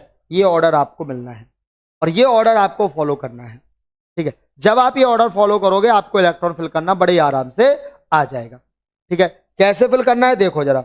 जैसे मान लो मैंने आपसे कहा सोडियम है, सोडियम 11 होता है, फिल करो। तो मैंने कहा देखो 1s में कितने इलेक्ट्रॉन आएंगे, 2 आ गए। फिर 1s के बाद क्या आना है, देखो जरा, 1s के बाद आना है 2s, तो हमने यहां पे लिखा 1s के बाद 2s। अब s में कितने इलेक्ट्रॉन आते हैं, 2, तो 2 और 2 मिलके कितने हो गए, 4 हो गए। 2s के बाद क्या आएगा आपका 2p, p में कितने आते हैं, 6, तो 2 2 4 और 6 10 हो गए। अभी एक इलेक्ट्रॉन और बचा, और 2p के बाद क्या आता है आपका 3s, तो 3s में हमारे आते 2 हैं लेकिन हमारे पास तो एक ही बचा ना, तो हम इसमें क्या भर देंगे, एक इलेक्ट्रॉन। तो ये हो गया आपका सोडियम का खत्म बात। 1s2 2s2 2p6 3s1। नहीं आया, बताओ आया कि नहीं। शुभम बेटा पढ़ लो, पहले तो लेट जोड़े तुम है, ऊपर से तुम्हें फिर पढ़ना नहीं है। अगला देखो, जैसे अगर मैंने आपसे कहा कि आप भरो कैल्शियम 20, क्या भरो, कैल्शियम 20। कैल्शियम 20 कैसे भरेंगे, देखो पहले आएगा 1s, फिर आएगा 2s, फिर आएगा 2p, फिर आएगा 3s, फिर आएगा 3s के बाद आएगा आपका 4d। ठीक है, अब फिल करो, देखो 1s में 2 इलेक्ट्रॉन, फिर 2s में भी 2 इलेक्ट्रॉन, फिर 3s में भी 3s के बाद आपका 4s है, 3s के बाद आता है आपका 3p, फिर आता 4s। 1s में 2 इलेक्ट्रॉन, 2s में 2 इलेक्ट्रॉन, 2 और 2 4 हो गए। फिर 2p में 6, 6 और 4 10 हो गए। फिर 3s में 2, 10 और 2 12 हो गए। फिर 3p में 6, 12 6 18 हो गए। फिर 4s में 2, 18 2 20 हो गए, खत्म बात, आ गया। बस ऐसे ही तो फिल करना है, यही तो तरीका है इलेक्ट्रॉन्स को फिल करने का। ये तरीका क्या है आपका, इलेक्ट्रॉन्स को फिल करने का ये आपका तरीका है। ठीक है, अब इस तरीके में मैंने यहाँ पे एक चीज होती है, क्रोमियम और कॉपर के लिए एक्सेप्शन है एक, क्रोमियम के लिए और कॉपर के लिए। क्या, आपको जब कभी भी ऐसा दिखे NS2N-1D4 या NS2N-1D9, जब भी ऐसा कुछ दिखे, देखो क्या होता है, सबसेल वो स्टेबल होता है जो या तो आधा भरा हो या पूरा भरा हो। आधा भरा हुआ सबसेल या पूरा भरा हुआ सबसेल ही स्टेबल बना जाता है। तो चूंकि यहाँ पे 4s2 3d4 है, तो ये 3d4 है। d4 क्या कहेगा, d4 कहेगा 4s भाई साहब, बोले हाँ, बोले तुम में 2 इलेक्ट्रॉन है, बोले हाँ, फिर तुम अपना 1 इलेक्ट्रॉन मुझे दे दो, तो हम हो गए 3d5 और तुम हो गए 4s1। अब 4s में s में 2 होते 1 भरा, मतलब आधा भरा है, और 3d में 10 होते 5 भरा, मतलब ये भी सही है। ठीक है नीतीश जी, मैं क्वांटम नंबर आपको पढ़ा चुका हूं, इससे पहला आपका लेक्चर नंबर 13 है, उसमें देख लो, उसमें पढ़ाया है मैंने आपको। ठीक, तो डी में भी 5 हो गए, आधा भर गया, तो ये भी स्टेबल हो गया, ये भी स्टेबल हो गया। तो स्टेबिलिटी देने के लिए जब भी तुम्हें NS2N-1D4 मिले तो उसको तुरंत NS1N-1D5 बना दिया करो, और NS2N-1D9 देखे तो उन्हें NS1 और N-1D10 बना दिया करो। ठीक है, ये रूल होता है। ठीक है, D4 D9 को D5 D10 कर देंगे और S में से एक एक इलेक्ट्रॉन निकाल लेंगे। ठीक, तो ये रूल आपका जो है अबव प्रिंसिपल कहलाता है। अबव प्रिंसिपल के अकॉर्डिंग हमने फिल करना आपको सिखाया। ठीक है, तो ये आपके अबव के अकॉर्डिंग फिल करना हो गया। ठीक है, तो आई होप कि आप सभी को आज का ये लेक्चर इतना समझ में आ गया होगा, जिसमें मैंने आपको अबव प्रिंसिपल वगैरह भी सिखाया। ठीक है, और ये पूरी चीजें सिखाई। अब एक बच्चा बोल रहा है कि सर हमें हाइजेनबर्ग और सिखा दो। ठीक, तो आओ जरा तुम्हें हाइजेनबर्ग की सैर कराने ले चलते हैं क्या, चलो हाइजेनबर्ग की सैर और करा दें तुम्हें, हैं, आओ चलो ले हाइजेनबर्ग की दुनिया में, धरती पे ये दुनिया। देखो भैया, हाइजेनबर्ग क्या कह रहे थे हमसे, हाइजेनबर्ग कह रहे थे एलिमेंट जो है आपका, उस एलिमेंट की इलेक्ट्रॉन की स्थिति और एलिमेंट के इलेक्ट्रॉन की मोमेंटम, इलेक्ट्रॉन चूंकि कंटिन्यूअसली मूव करता है, तो इलेक्ट्रॉन का मोमेंटम और इलेक्ट्रॉन की स्थिति पोजीशन, इन दोनों को हमें साथ में फाइंड करना है। क्या करना है, इन दोनों को हमें साथ में फाइंड करना है। तो इसके लिए हाइजेनबर्ग ने एक रूल दिया, इन्होंने बोला कि अगर हम चाहें कि किसी एलिमेंट की एलिमेंट का जो इलेक्ट्रॉन है उस इलेक्ट्रॉन की हम पोजीशन और मोमेंटम एक ही टाइम पर अगर हम कैलकुलेट करना चाहें तो ऐसा हम नहीं कर सकते। क्या ऐसा हम नहीं कर सकते? क्योंकि जब हम इलेक्ट्रॉन की पोजीशन फाइंड करेंगे तो उसका मोमेंटम चेंज हो जाएगा, मोमेंटम फाइंड करेंगे तो उसकी पोजीशन चेंज हो जाएगी। ठीक है, जब हम इलेक्ट्रॉन का मोमेंटम फाइंड करेंगे तो उसकी पोजीशन चेंज हो जाएगी, पोजीशन फाइंड करेंगे तो मोमेंटम चेंज हो जाएगा। तो दोनों चीजों को एक ही टाइम पर कैलकुलेट करना पॉसिबल नहीं है। इस नियम को ही हम क्या बोलते हैं? इस नियम को हम हाइजेनबर्ग का अनसर्टेनिटी लॉ बोलते हैं, क्योंकि इन्होंने बोला था कि इलेक्ट्रॉन की पोजीशन और मोमेंटम में अनसर्टेनिटी बनी रहती है, अनिश्चितता बनी रहती है। क्योंकि जब हम इलेक्ट्रॉन का पोजीशन फाइंड करते हैं तो उसका मोमेंटम चेंज हो जाता है, मोमेंटम फाइंड करते हैं तो पोजीशन चेंज हो जाती है। यही तो न कहलाता है हाइजेनबर्ग का हाइजेनबर्ग का। इस लॉ को इन्होंने एक इक्वेशन में फ्रेम किया, और वो इक्वेशन क्या थी? वो इक्वेशन इनकी थी delta X dot delta P is greater than equal to H over 4 pi. क्या थी? Delta X dot delta P is greater than equal to H over 4 pi. ये रूल था इनका। जहां डेल्टा एक्स क्या है? डेल्टा एक्स है position में अनसर्टेनिटी, स्थिति में अनिश्चितता। डेल्टा पी क्या है? मोमेंटम में अनसर्टेनिटी, संवेग में अनिश्चितता। एच क्या है? Planck constant. क्या? 6.626 into 10 to the power -34 joule second. ये रूल है किसका? हाइजेनबर्ग का। हाइजेनबर्ग भैया यार एक तुम बात बताओ तुम। ठीक है, एक विद्यार्थी बोल रहा है आरटी गेमर मुझे समझ में नहीं आ रहा। बता रहा हूं मैं क्यों नहीं आ रहा। तुम अभी जुड़े ना, अभी जुड़े हो ना, इसी वजह से तुम्हें अभी समझ में नहीं आ रहा। सुनो जरा, हमने ये बोला देखो हमारा जो इलेक्ट्रॉन है वो न्यूक्लियस के चारों तरफ कंटिन्यूअसली मूव करता है। अब क्योंकि ये कंटिन्यूअसली मूव कर रहा है इसलिए हर टाइम पर इसकी पोजीशन क्या हो रही है? चेंज हो रही है ना। हर टाइम पर इसकी पोजीशन क्या हो जा रही? चेंज हो जा रही। और चूंकि ये सर्कुलर मोशन में काम कर रहा है तो सर्कुलर मोशन में डायरेक्शन चेंज होती है, इस वजह से इसका क्या हो रहा है? इसका मोमेंटम भी, मतलब इसकी वेलोसिटी कंटिन्यूअसली मूव कर रही है, कंटिन्यूअसली इसकी वेलोसिटी भी चेंज हो रही। अब क्योंकि वेलोसिटी क्या होती है? P equal to M into V पढ़ा आपने। P equal to M into V मतलब संवेग बराबर आपने द्रव्यमान गुणे वेग पढ़ा कि नहीं है? संवेग बराबर आपने क्या पढ़ रखा है? द्रव्यमान मल्टीप्लाई बाय वेग। ठीक है, ये रूल पढ़ रखा है P equal to M into V.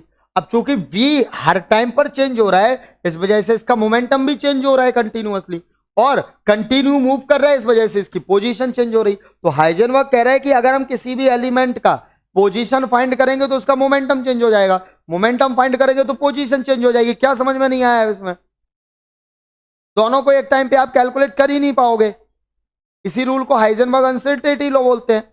अब फिर भी हमें एग्जैक्ट फाइंड नहीं कर पाएंगे लेकिन लगभग तो फाइंड कर सकते। तो उसके लिए हाइजेनबर्ग ने इस अनसर्टेनिटी के लिए एक लॉ बनाया, एक रूल बनाया, जो कि क्या था आपका? Delta X dot delta P is greater than equal to H over 4 pi. जहां डेल्टा एक्स क्या था आपका? अनसर्टेनिटी इन पोजीशन, स्थिति में अनिश्चितता। डेल्टा पी क्या था आपका? संवेग में अनिश्चितता। एच क्या था आपका? प्लांक कांस्टेंट, जिसकी ये वैल्यू होती है 6.626 इंटू 10 टू द पावर -32। अब यहां पे एक रूल और है क्या? कि चूंकि हमें पता है कि P इक्वल टू आपका m इंटू वी होता है, तो अगर आपकी वेलोसिटी चेंज होगी तो आपका डेल्टा P भी चेंज होगा। तो इक्वेशन नंबर जो फर्स्ट है उसमें हमने डेल्टा P की वैल्यू रख दी। डेल्टा P की वैल्यू रखने पर अब भैया इक्वेशन फर्स्ट कौन सी है? ये जो बनाई तुमने, ये इक्वेशन फर्स्ट है, इसमें हमने वैल्यू रख दी डेल्टा P की। तो जैसी रखी तो delta x dot m delta v, m delta v is greater than equal to h over 4 pi, h over 4 pi. ठीक है, ये होगा आपका। तो यहां से मास कांस्टेंट है उस तरफ भेज दो, तो delta x dot delta v is greater than equal to क्या हो जाएगा? h over 4 pi m। क्या हो जाएगा? h over 4 pi m। तो ये आपका हाइजेनबर्ग का लॉ है। ठीक है, दोनों के तरीके से आप निकाल सकते हो, मोमेंटम से भी और वेलोसिटी से। ठीक है, तो बस यही तो है। यही क्या है बेटा, यही है आपका कौन सा लॉ बेटा, हाइजेनबर्ग का अनसर्टेनिटी लॉ। तो हम लोगों ने आज की इस वीडियो हाइजेनबर्ग सीख लिया है। क्वांटम नंबर्स रह गए अभी हमारे, क्वांटम नंबर में आपको बता चुका हूं। तो पाउली लॉ, हुंड का नियम और एबो प्रिंसिपल तो पढ़ा दिया, बस 3 चीजें और बची हुई हैं और फिर आपका ये चैप्टर क्या हो जाएगा, फिनिश हो जाएगा। ठीक है, जिसको भी एएस टेक्निक ऐप से जुड़ जाओ। एएस टेक्निक ऐप पर मैंने ये सारी चीजें आपको पढ़ा दी हैं ऑलरेडी, तो आपको वो पूरी वीडियो पीडीएफ दोनों मिल जाएंगे। मिलते हैं अगले लेक्चर में, तब तक सभी को बहुत बहुत धन्यवाद। जय हिंद जय भारत। वीडियो पसंद आई हो तो प्लीज सभी लोग वीडियो को लाइक करके जरूर जाइएगा और कमेंट करके ये जरूर बताइएगा कि आपको ये लेक्चर आखिर कैसा लगा। बहुत बहुत धन्यवाद। जय हिंद जय भारत। सभी लोग एएस टेक्निक ऐप से तुरंत जुड़ जाएं, क्योंकि एएस टेक्निक ऐप ही आपके सफलता की चाबी। एग्जाम के टाइम तक एएस टेक्निक आप सभी का साथ कभी नहीं छोड़ेगा। तो एएस टेक्निक आप अभी डाउनलोड करें, बंपर ऑफर चल रहे हैं सभी कोर्स प्राइसेस पर, तो सभी अभी के अभी कॉल कर लें 7310111134 पर, क्योंकि यह नंबर ही आपको आपके ऐप में जोड़ सकता है। और आपका जो अगर ऐप में आप जुड़े तो ऐप में आप ना केवल एक सब्जेक्ट बल्कि सभी सब्जेक्ट का पीडीएफ कंटेंट पूरा आपको हिंदी इंग्लिश दोनों मीडियम में आपको मिलेगा। प्लस एग्जाम टाइम पे आपको मिलेगी 1 नाइट सीरीज, जो आपके एग्जाम की जो तैयारी है उसमें 4 चांद लगाएगी, क्योंकि 1 नाइट सीरीज के क्वेश्चन एग्जाम में डिट्टो रखे मिलते हैं। तो सभी लोग तुरंत शेयर करें ज्यादा से ज्यादा संख्या में। बहुत बहुत धन्यवाद। जय हिंद जय भारत।